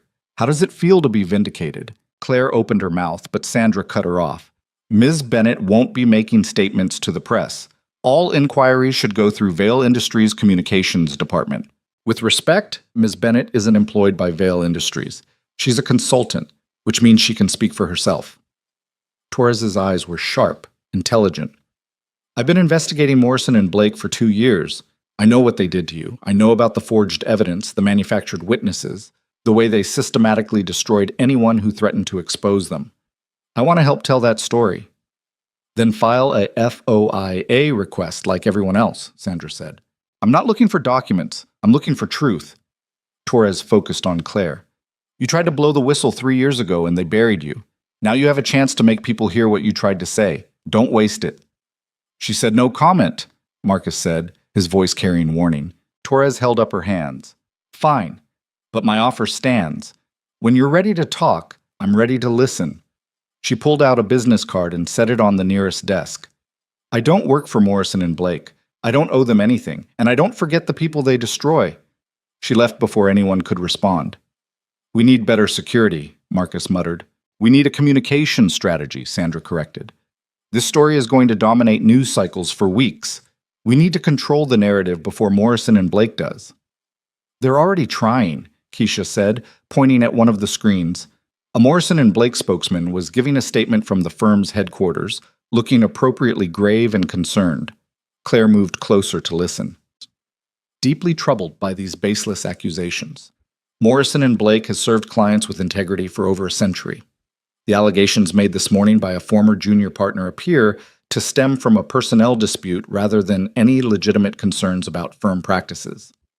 We are cooperating fully with all appropriate authorities and expect to be completely vindicated. Personnel dispute, Claire said. They're already trying to paint Lisa as a disgruntled employee. Standard playbook, Sandra agreed. Discredit the whistleblower, deny everything, act shocked that anyone would question their integrity. Will it work? Depends on how much evidence Lisa actually provided. If she has documentation, emails, internal memos, proof of the systematic fraud, Morrison and Blake is finished.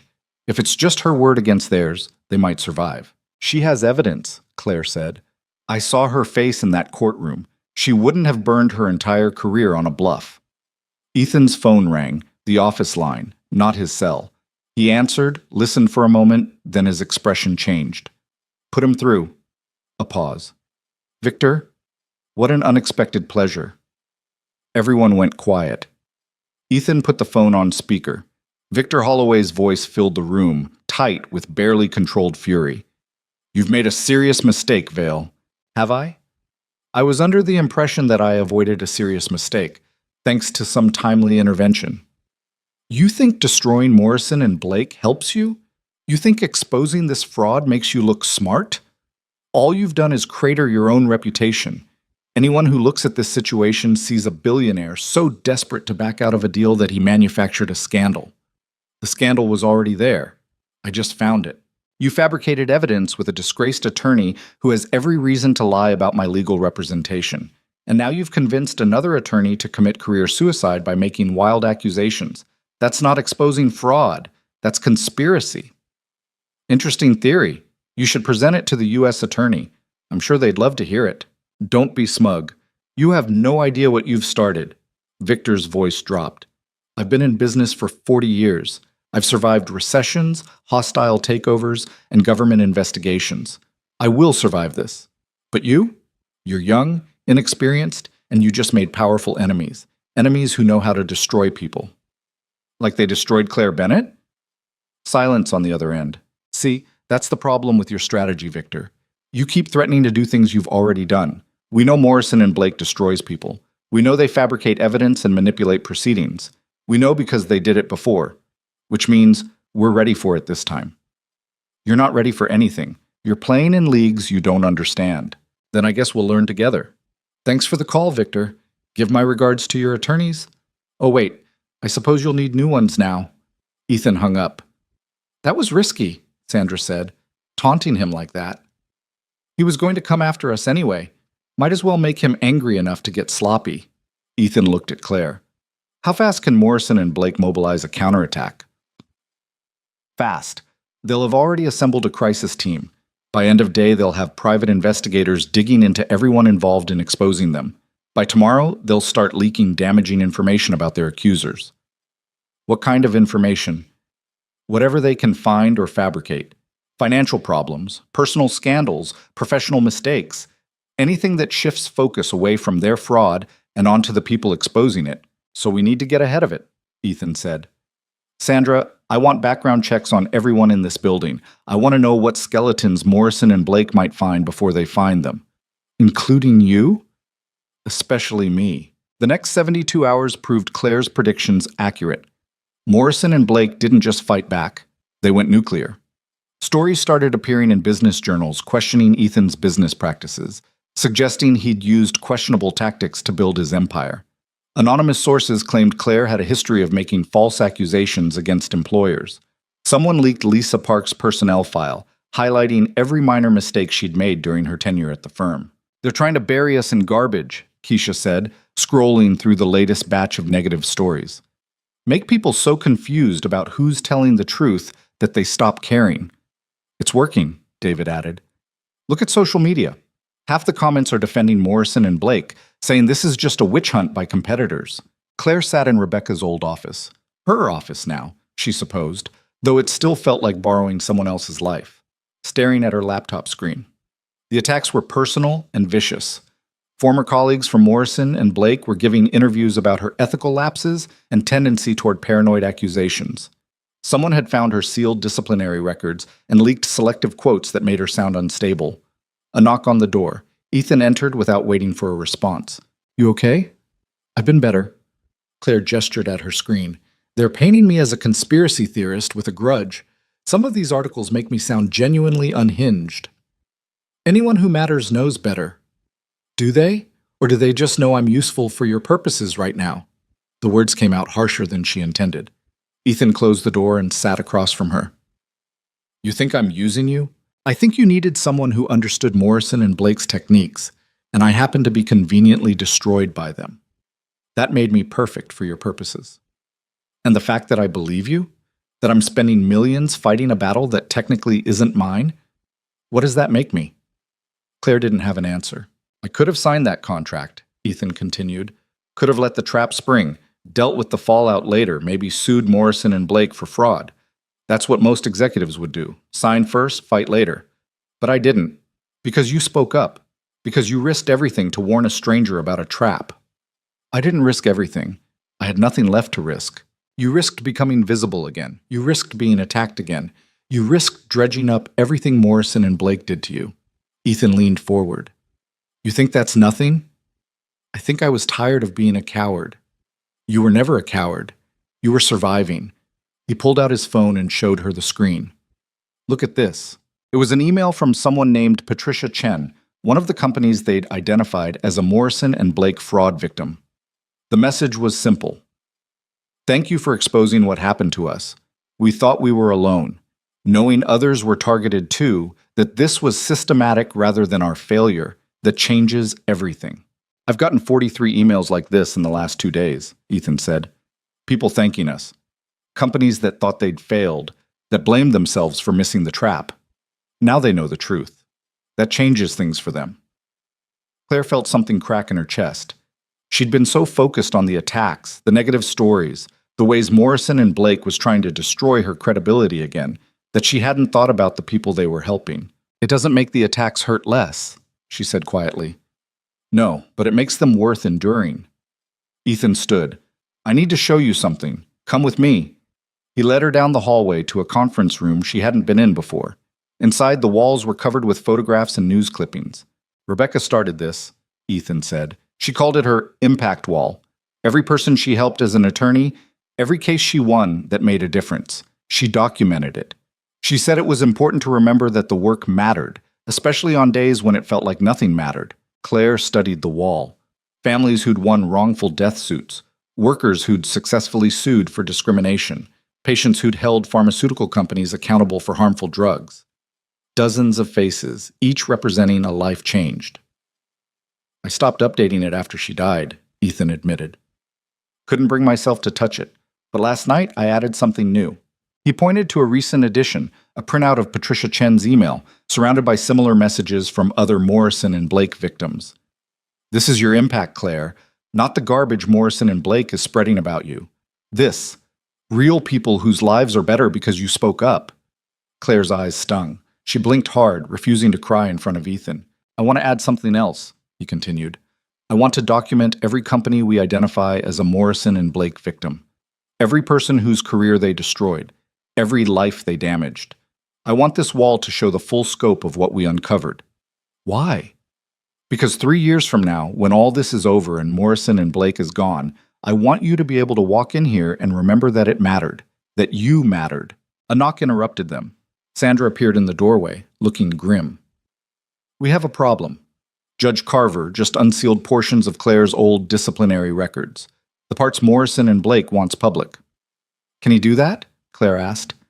Apparently. His order claims it's in the interest of transparency given the current investigations. Sandra's expression said exactly what she thought of that justification. The media has it now. It's going to be everywhere by tonight. Claire felt sick. Those records contained her lowest moments, the accusations, the forged evidence, her desperate attempts to defend herself, the final broken agreement to accept suspension. Seeing them exposed would be like having her worst nightmare broadcast on every screen in the city. How bad? Ethan asked. Bad. They make her look guilty. That's the point. Sandra looked at Claire. I'm sorry. We're filing objections, but the damage is already done. Then we need to get ahead of it, Ethan said. Claire, remember that reporter from the Times, Jennifer Torres? The one who ambushed us? The one who said she wanted to tell the truth. Maybe it's time we let her. Claire thought about it, about the risk of going public, of putting herself out there to be torn apart by Morrison and Blake's narrative machine. But then she thought about the impact wall, about the families and companies who'd reached out to say thank you. Okay, she said, let's talk to her. Jennifer Torres arrived at Vale Tower within an hour, moving through the building with the confidence of someone who knew exactly what story she was chasing. Ethan had arranged for them to meet in a small conference room, neutral territory, Marcus standing just outside the door. Thank you for agreeing to this, Torres said, setting up her recording device. I know it's not easy. Easy stopped being an option a long time ago, Claire replied. Then let's start at the beginning. Tell me about Morrison and Blake. Not the fraud we're hearing about now, the fraud they committed against you 3 years ago. So Claire told her. Everything. The idealistic young attorney who'd thought she could make a difference. The techniques she had developed to identify contractual vulnerabilities. The moment she discovered senior partners using her work to commit fraud. The speed with which Morrison and Blake turned on her, manufacturing evidence and witnesses, destroying her career before she could expose them. They were efficient, Claire said. I'll give them that. Within a week, I went from rising star to criminal. Within a month, I couldn't find anyone willing to hire me. Within 6 months, I was working minimum wage just to eat. And you never fought back? I tried, for a year, until I ran out of money and options and hope. Claire met Torres's eyes. You want to know what it's like to be destroyed by people with unlimited resources?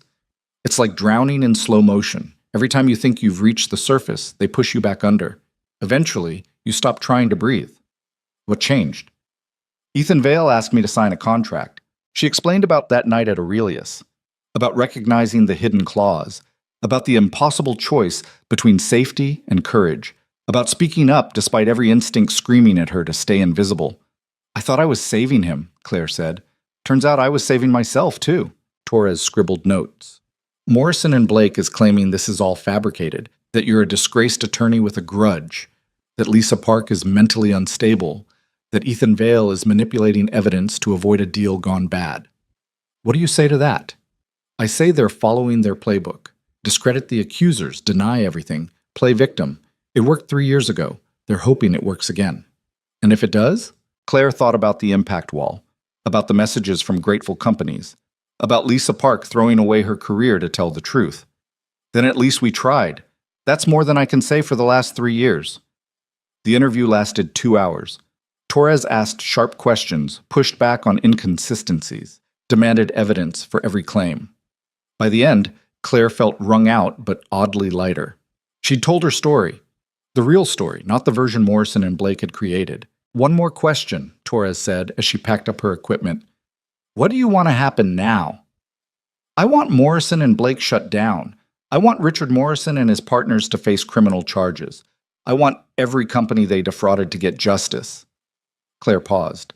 And I want my law license back. Not because I need it, but because they took it from me through fraud, and I want them to admit it. That's a lot to want. I've earned the right to want a lot. Torres smiled. Yeah, I think you have. The article ran 3 days later on the front page of the Times' business section, accompanied by a damning investigation into Morrison and Blake's practices. Torres had done her homework. She'd found additional victims, obtained internal documents, interviewed former employees who corroborated Lisa's testimony. The piece was thorough, brutal, and impossible to dismiss as tabloid journalism. By noon, the U.S. Attorney's Office had announced a formal investigation into Morrison and Blake. By evening, 3 more junior partners had resigned and offered to cooperate with authorities. By midnight, Morrison and Blake had issued a statement announcing they were suspending operations pending an internal review. They're done, Sandra said, watching the news coverage. Even if they avoid criminal charges, the reputational damage is terminal. No client will trust them again. Good, Ethan said simply. Claire stood at the window overlooking Manhattan, watching lights flicker across the city. Somewhere down there, Richard Morrison was probably in an emergency meeting with crisis management specialists. Victor Holloway was probably calling in favors from politicians. Judge Carver was probably regretting his decision to unseal her disciplinary records, which had backfired spectacularly when Torres used them to show exactly how Morrison and Blake had destroyed her. What are you thinking? Ethan asked, coming to stand beside her. That I should feel happier, more vindicated, something. Claire pressed her hand against the cold glass. But mostly, I just feel tired. Revenge isn't as satisfying as people think. Is that what this is? Revenge? It's justice. There's a difference. Ethan glanced at her. But justice still leaves you hollow sometimes. Because it can't give you back the 3 years they took. It can't undo the damage. Rebecca, Claire said, you're talking about Rebecca. I'm talking about loss, about how winning doesn't always feel like winning when you know what it costs to get there. They stood in silence for a moment, 2 people who'd both lost things that couldn't be recovered. I have a daughter, Ethan said finally. Sophie, she's 7. Smart, stubborn, absolutely terrifying when she's determined to get her way. I've seen her picture. She asked me yesterday why the news keeps showing our building, why reporters want to talk to me, why people keep calling me a hero. He smiled faintly. I told her we helped catch some bad people. She wanted to know if that made us superheroes. What did you say? I said no. We're just people who decided to speak up when we saw something wrong. That's not superhero stuff. That's just being human. She's lucky to have you.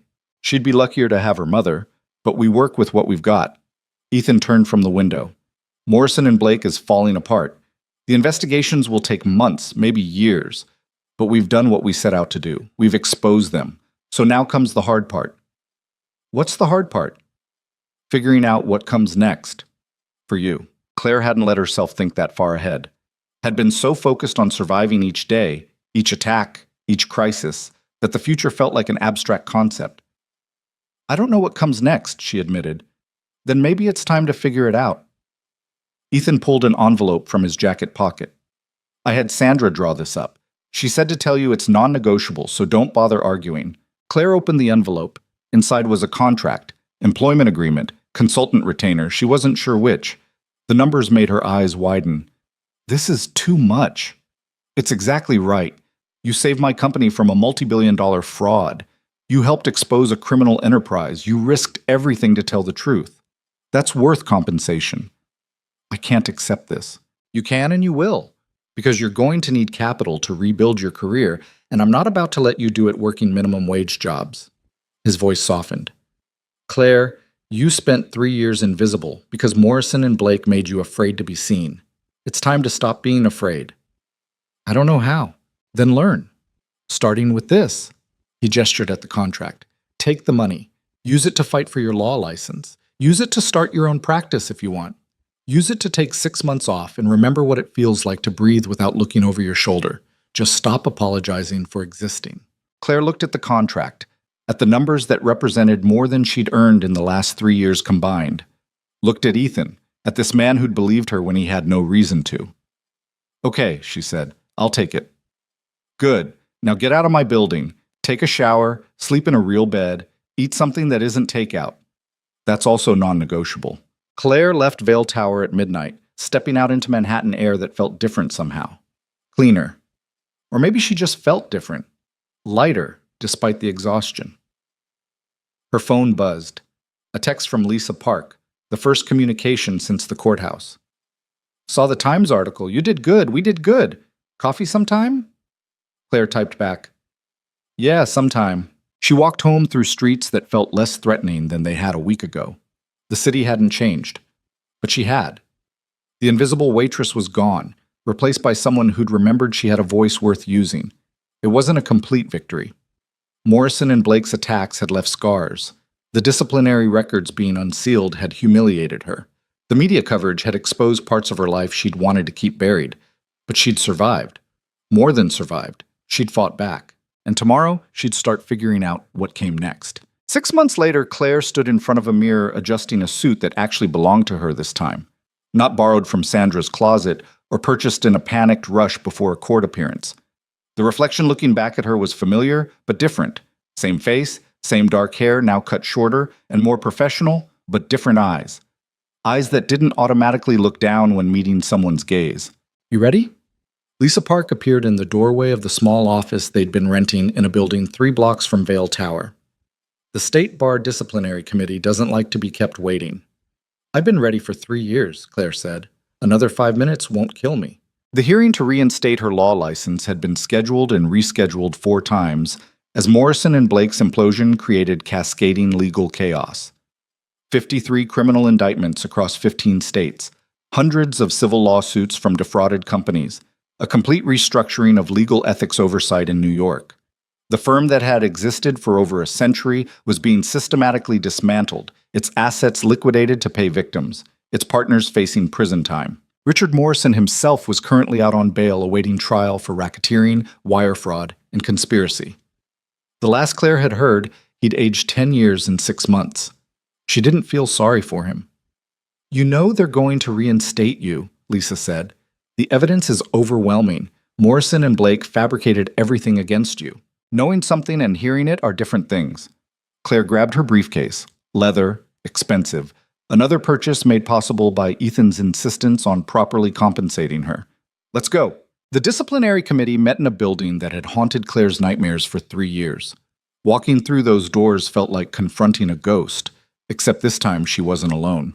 Lisa walked beside her, and waiting in the lobby was Ethan, who'd insisted on attending despite having a board meeting he was supposed to be chairing. You didn't have to come, Claire said. I know. I wanted to. He stood, straightening his tie.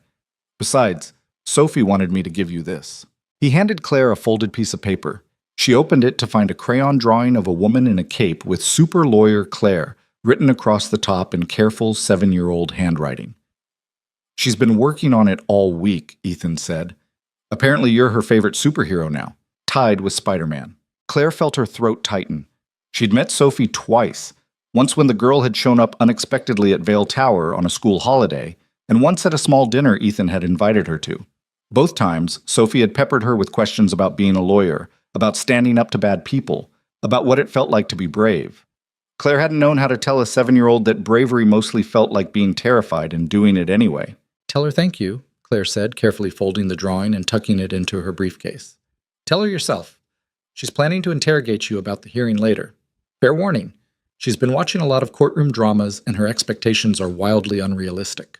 The hearing itself was anticlimactic in the way that vindication often is.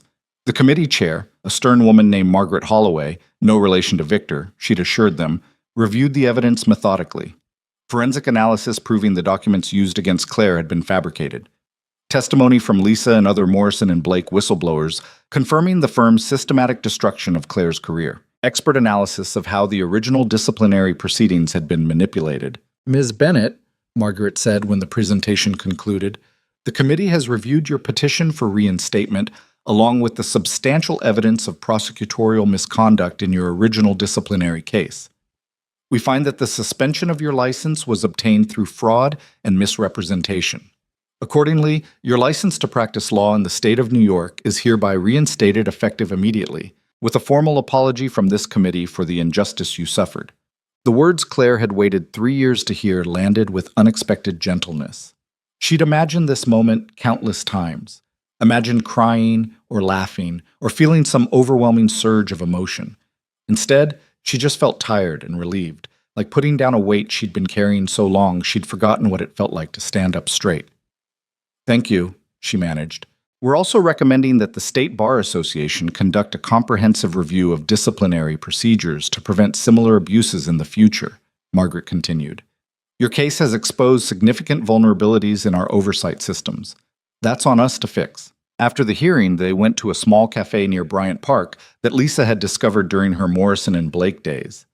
It was the same place where Claire had handed Lisa the flash drive, where she'd gambled everything on the hope that her old colleague still had a conscience.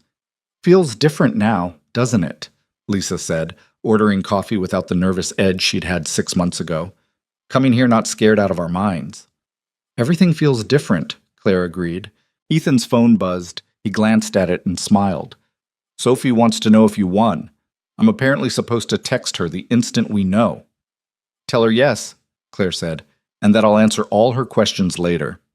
"She'll hold you to that. Kid has a memory like a steel trap." He typed out a response, then looked at Claire. "So, lawyer again. What are you going to do with it?" It was the question Claire had been avoiding thinking about too hard. Being a lawyer had once meant everything to her: identity, purpose, validation. Then it had been taken away, and she'd learned to be someone else. Someone smaller, quieter, less visible. Getting it back didn't automatically return her to the person she'd been before. "I don't know," she admitted. "I thought I would know. Thought I'd have this whole plan ready to go. But now that it's real, I'm just blank." "That's fair," Lisa said. "You've spent 3 years in survival mode. Actual choices take time to process." "I have been thinking about something," Claire said slowly. "All those companies Morrison and Blake defrauded, they're going to need help navigating the fallout. Understanding what was done to them, fighting for compensation, restructuring to prevent it happening again. That's specialized work. Work that requires understanding both the legal framework and the fraud techniques. You want to help them," Ethan said. "I want to build something that prevents this from happening to other people. Morrison and Blake wasn't an anomaly. There are other firms out there using similar techniques, other victims who don't know they've been defrauded." Claire looked at Lisa. "We could do that. Build a practice specifically focused on contractual fraud prevention and victim advocacy." Lisa set down her coffee cup carefully. "Are you asking me to go into business with you? I'm suggesting we might be good at it, together." "I've been at this for 6 months, and I'm already exhausted. The lawsuits, the investigations, the constant media attention. I'm not sure I want to spend the rest of my career reliving Morrison and Blake's crimes. That's not what I'm suggesting. I'm suggesting we use what we learned to build something better, something that helps people before they become victims instead of just cleaning up after." Claire pulled out her phone and showed them a document she'd been working on. "Look, contract analysis as a service. We review major deals before they close, specifically looking for hidden liability transfers, camouflaged clauses, structural fraud. We teach companies how to protect themselves." Ethan leaned in to read. "This is good, really good. You've thought this through." "I've had 6 months and a lot of sleepless nights." Claire looked at Lisa. "You don't have to decide now, but think about it. We could actually make a difference." "I'll think about it," Lisa promised. They talked for another hour, the conversation drifting from business plans to Morrison and Blake's ongoing collapse to Sophie's apparently extensive questions about legal procedure. Claire found herself relaxing in a way she hadn't in years, laughing at Ethan's stories about his daughter's latest schemes, debating case law with Lisa like they used to do during law school study sessions. It felt normal. Not perfect, not without the scars of what they'd all been through, but normal in the way that mattered, like she was allowed to exist without apologizing for it. Walking back to her apartment that evening, Claire's phone rang. Unknown number, but she'd stopped being afraid of unknown numbers. Morrison and Blake's worst attacks were behind her. "Claire Bennett," she answered. "Ms. Bennett, this is James Chen from the U.S. Attorney's Office. Do you have a moment?" Her stomach tightened reflexively before she reminded herself this wasn't 3 years ago. The U.S. Attorney's Office wasn't calling to threaten her. They were prosecuting Morrison and Blake. "Of course. What can I do for you?" "We're preparing for the Morrison trial, Richard Morrison specifically. We'd like you to testify about the firm's practices and their treatment of you.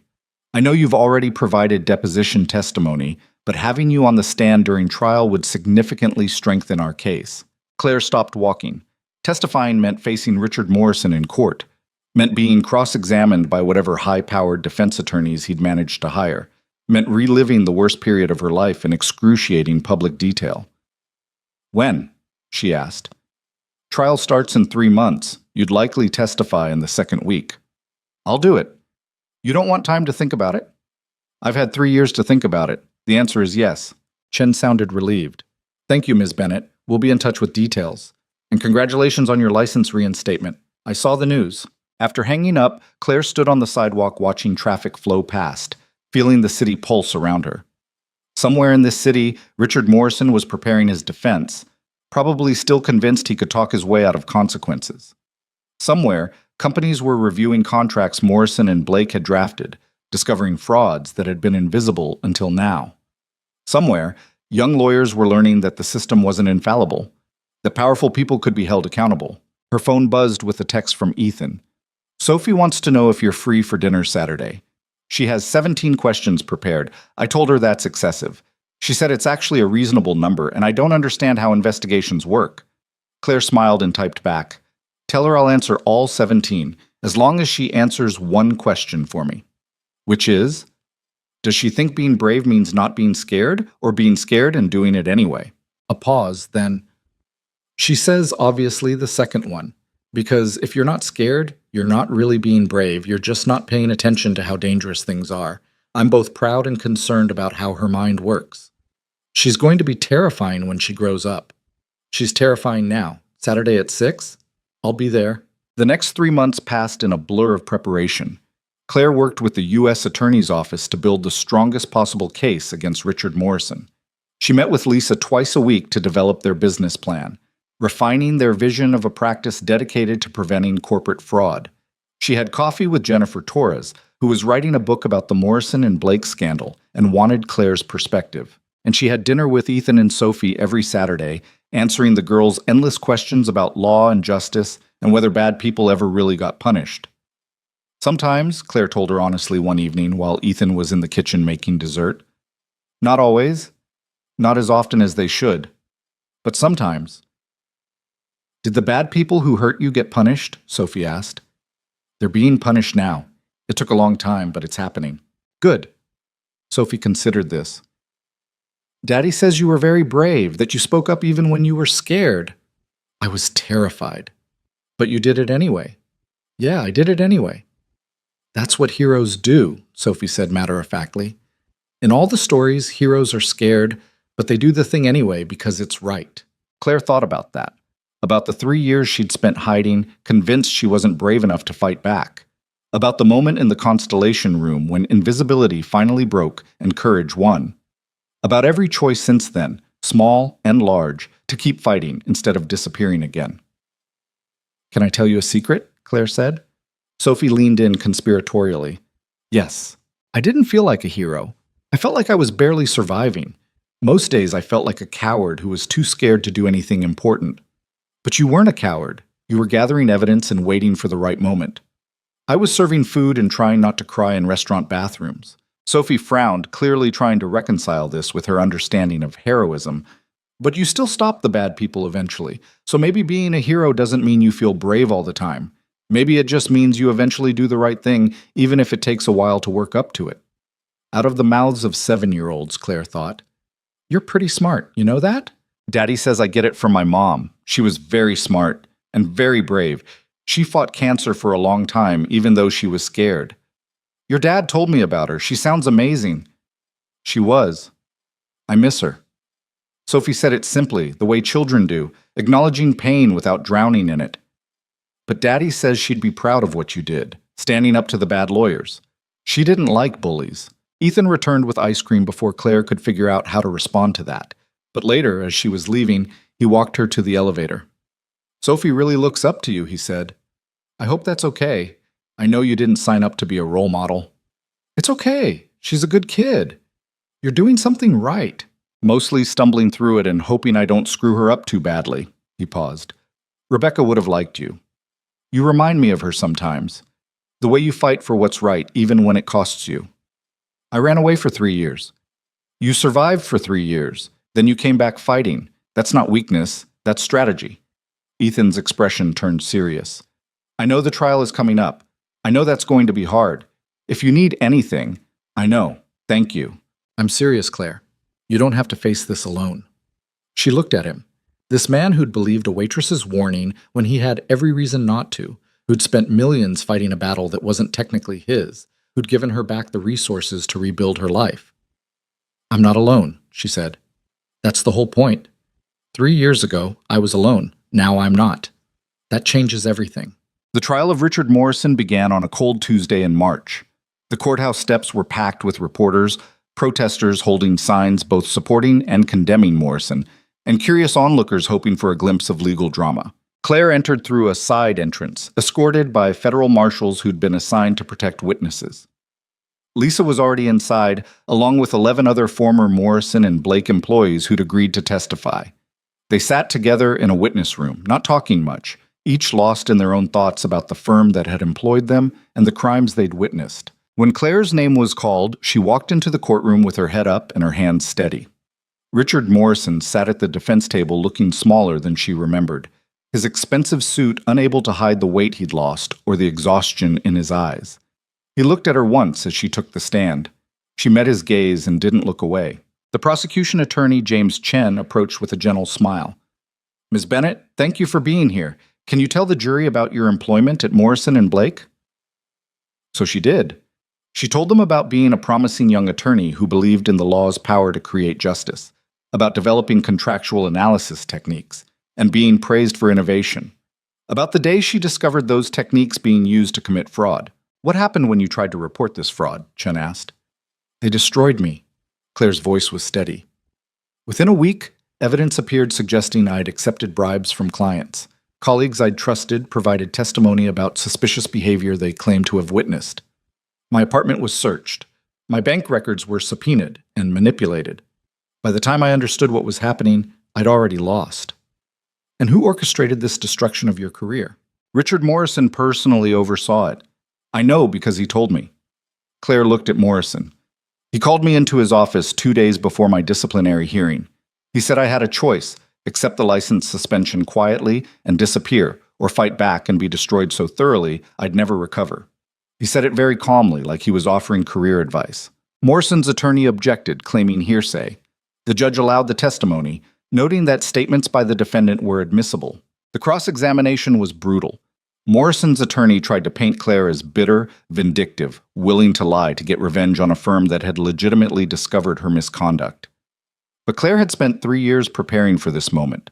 She'd reviewed every piece of evidence, memorized every inconsistency in Morrison and Blake's version of events, documented every way they'd manipulated the system. Isn't it true, Miss Bennett, that you accepted money from clients in exchange for favorable contract terms? The defense attorney asked. No. Morrison and Blake fabricated that evidence after I threatened to expose their fraud. You have proof of this fabrication? Yes. Forensic analysis of the documents shows they were created on Morrison and Blake computers after my employment ended. Bank records show the alleged bribes came from accounts that didn't exist until after the supposed transactions occurred. And 3 witnesses have testified that senior partners ordered them to provide false testimony against me. The attorney tried several more approaches, but Claire had answers for everything. Years of being attacked had taught her every angle they might use. Years of working with Ethan's legal team had taught her how to defend herself. When she finally stepped down from the witness stand, she felt hollowed out but clean. Like lancing an infected wound, painful but necessary. The trial lasted 6 weeks. Lisa testified about the systematic fraud she'd witnessed. Angela Chen presented technical evidence of contract manipulation. Former Morrison and Blake employees described the culture of deliberate deception, the bonuses paid for successfully hiding liability clauses, the partner meetings where they divided up victims like territory on a map. The jury deliberated for 3 days. When they returned, Richard Morrison stood to hear the verdict with his shoulders back and his face carefully neutral. Guilty on all counts. Claire watched from the gallery as Morrison's mask finally cracked. His attorney immediately began filing appeals notices, but everyone in the courtroom knew those were futile. The evidence had been overwhelming. The testimony devastating. Morrison was going to prison for a very long time. Outside the courthouse, Claire stood with Lisa and Ethan watching reporters conduct interviews and protesters celebrate the verdict. "We did it," Lisa said quietly. "It's actually over." "The trial's over," Claire corrected. "The work isn't." Always the optimist. Always the realist.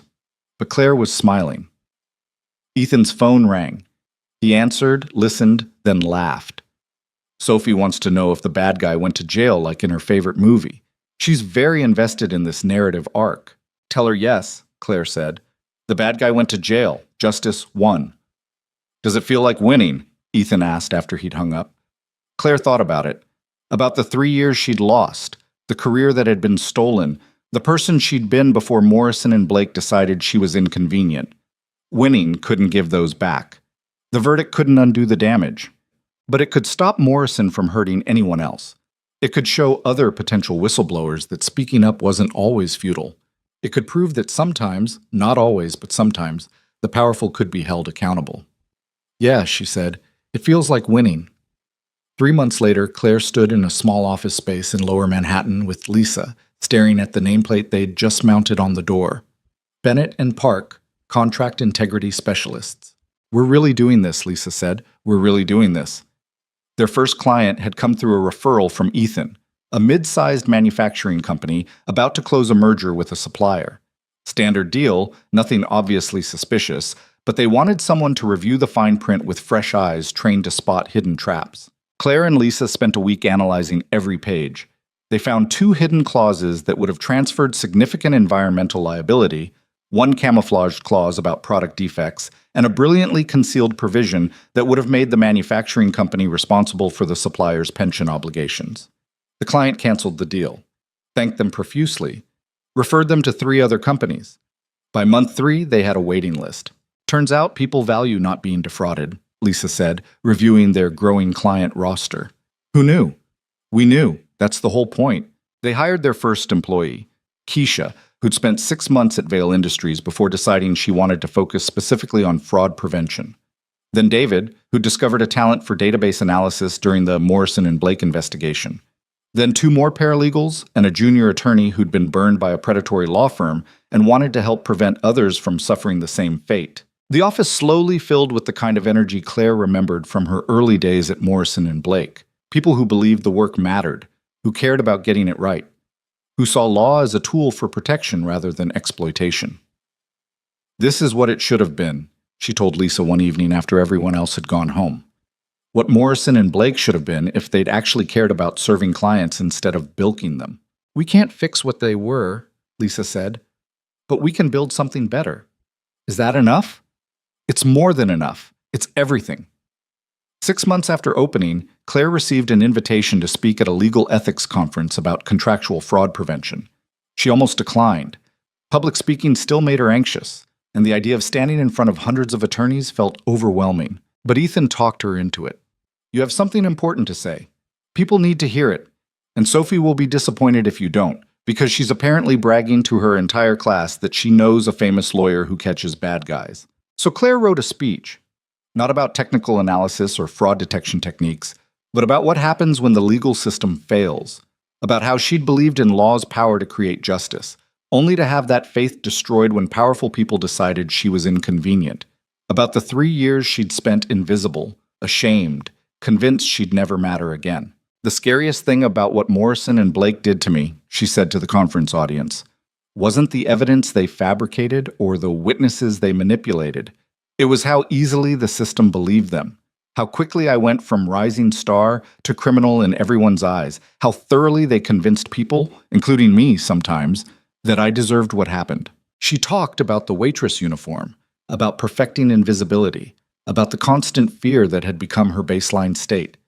"And then someone asked me to sign a contract, and I had a choice: stay invisible, stay safe, let someone else get destroyed by the trap I recognized, or speak up and risk everything I'd managed to preserve." She told them about Ethan believing her, about Lisa finding the courage to expose the truth, about Jennifer Torres amplifying their voices, about the slow, grinding work of building a case strong enough to overcome Morrison and Blake's power. "I'm not going to stand here and tell you it was worth it. That's too simple. 3 years of my life were stolen. My reputation was destroyed. I lost career opportunities I'll never get back. Morrison going to prison doesn't undo that damage. The audience was completely silent. But here's what I learned. Justice isn't about balancing scales or getting everything back. It's about stopping the harm. It's about preventing the next victim. It's about showing people that speaking up isn't always futile, even when it feels that way. She talked about Bennett and Park, about building something that protected people instead of exploiting them, about finding purpose not in revenge, but in prevention. If you take one thing from my story, let it be this. The system only works if we make it work, if we demand better from ourselves and each other, if we refuse to be complicit in corruption just because speaking up is inconvenient or scary or risky. Because the alternative is more Morrison and Blake's, more victims, more people who trusted the law and got destroyed by it. The standing ovation surprised her. Claire stood at the podium watching hundreds of attorneys on their feet applauding, many of them visibly moved, and felt something shift inside her chest. Not healing exactly, the scars from Morrison and Blake would always be there. But something like acceptance, like understanding that brokenness didn't have to define her forever. After the conference, she met Ethan and Sophie for dinner at a small Italian restaurant in Chelsea. Sophie was full of questions about the speech, which she'd watched on live stream with her class. "My teacher cried," Sophie announced. "Ms. Rodriguez. She said your story made her think about when she had to report another teacher for being mean to students, and nobody believed her at first." "What happened?" Claire asked. She kept reporting it anyway, until someone finally listened. Then the mean teacher got fired. Sophie stabbed at her pasta thoughtfully. "She said that's what heroes do. They keep trying even when people don't believe them." "Your teacher sounds wise." "She is. She also said you should write a book because my generation needs to learn about standing up to corruption." Sophie said this very seriously, as if delivering an important message. "Maybe someday. Someday soon, because I want to read it." Ethan smiled. "Subtle, Soph. Real subtle. You always say being direct is better than being sneaky. I'm regretting that lesson." After dinner, Ethan walked Claire to her subway stop. The spring evening was warm, the city alive with people enjoying the weather. "Lisa told me you turned down 3 job offers from major firms," Ethan said. "Word travels. Apparently you're in demand. Firms want to hire the attorney who took down Morrison and Blake. They want the story, not the work. I'm more useful to them as a PR move than as an actual lawyer." Claire shook her head. "Besides, I like what we're building at Bennett and Park. It's small, but it's ours. It matters." Rebecca used to say the same thing about her practice. She could have joined a big firm, made partner, had all the prestige. But she wanted to do work that mattered more than work that impressed people. "You miss her," Claire said. It wasn't a question. "Every day. But it gets easier. Learning to remember her without the grief being overwhelming." Ethan looked at Claire. "You helped with that, you and Sophie, giving me something to fight for that wasn't just about maintaining what Rebecca and I built, something forward-looking. I didn't do anything except crash your business deal. You reminded me that some things are worth fighting for even when the odds are terrible. That's not nothing." They'd reached the subway entrance. Claire paused at the top of the stairs. "Thank you," she said, "for believing me, for fighting with me, for not letting me disappear. Thank you for being brave enough to speak up, for giving me the chance to be part of something that mattered." Claire descended into the subway feeling lighter than she had in years. The train was crowded, the commute long, but she didn't mind. She pulled out her phone and opened a blank document, typing a title, "What I Learned About Justice." Sophie was right. Maybe it was time to write the book. A year after Morrison's conviction, Claire stood in a much larger office space, watching movers arrange furniture. Bennett and Park had outgrown their original location. They now employed 15 people and had a client list that included some of the biggest companies in New York. "Never thought we'd get here," Lisa said, directing movers toward the conference room. "When we started, I figured we'd be lucky to survive 6 months. We're not surviving, we're thriving." Claire gestured at the space, windows overlooking the Hudson, enough room for triple their current staff, a reception area that looked professional instead of makeshift. "This is real. Terrifyingly real. We have overhead now, payroll, benefits packages. I signed a lease this morning that made my hands shake." "But you signed it." "I signed it," Lisa smiled, Because apparently we're good at this. Who knew? The office warming party that evening drew an unexpected crowd. Clients, colleagues, reporters who'd covered the Morrison and Blake story, attorneys who'd been inspired to start their own practices focused on ethics and integrity. Ethan came with Sophie, who'd made them a "Congratulations on your new office" card featuring surprisingly detailed drawings of courtrooms and gavels. Jennifer Torres arrived with advance copies of her book, The Invisible Witness: How One Woman Brought Down a Criminal Empire. Claire's face was on the cover, though she'd negotiated hard to make sure it also featured Lisa and the other whistleblowers. "It's going to be huge," Torres said. "Pre-orders are already through the roof. People want to understand how this happened, how Morrison and Blake operated for so long without being stopped." "And what they're learning," Claire asked. "That systems only work when people make them work. That speaking up matters even when it's terrifying. That one person really can make a difference if they're willing to risk everything." Torres paused. "Your story, Claire. It matters." Later, when most of the guests had left and it was just Claire, Lisa, Ethan, and a few close colleagues, they sat in the new conference room with glasses of wine, talking about the future. "I got approached about teaching," Claire said. "Adjunct professor position at Columbia, legal ethics and contract law." "You gonna take it?" Lisa asked. "I'm thinking about it. Might be nice to shape the next generation. Make sure they understand that being a good lawyer means more than winning cases." "Rebecca taught at Columbia for a while," Ethan said quietly. "She loved it. Said students asked questions that reminded her why she went to law school in the first place. What made her stop?" "Sophie, she wanted to spend more time with her before—" He didn't finish the sentence. Didn't need to. Claire thought about Rebecca, about this woman she'd never met but who'd somehow shaped so much of her current life, the office she'd worked in, the daughter she'd raised, the man she'd loved who'd learned from her that some fights were worth having even when the cost was high. "I think she'd be proud of what we're doing," Claire said, "building something that protects people instead of exploiting them." "She would be. She'd probably also tell you to charge higher rates because you're undervaluing your expertise." Ethan smiled. She was practical like that. Idealistic about justice, ruthlessly practical about business. "Sounds like someone else I know," Lisa said, looking at Claire. "I'm not ruthlessly practical. You negotiated our lease down by 15% and convinced the landlord to cover utilities. You're absolutely ruthlessly practical when you need to be." They talked until midnight, making plans for Bennett and Park's expansion, discussing cases they were excited about, debating whether to hire a full-time investigator or keep contracting with Angela Chen. Normal business conversations, the kind Claire had once thought she'd never have again. Walking home through Manhattan's quiet streets, Claire thought about the journey from invisible waitress to successful firm owner. About the moments where courage had won over fear, where speaking up had mattered more than staying safe, where trusting people had paid off against all odds. Her phone buzzed, a text from an unknown number. "Miss Bennett, this is Marcus Chen from the U.S. Attorney's Office. We've identified 7 more firms using contractual camouflage techniques similar to Morrison and Blake's. Would you be interested in consulting on the investigations?" Claire stopped walking, staring at the message. 7 more firms.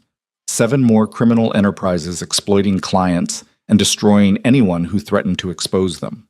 7 more battles that would be exhausting and risky and potentially devastating. She typed back, "Yes. When do we start?" Because that was the thing about finding purpose.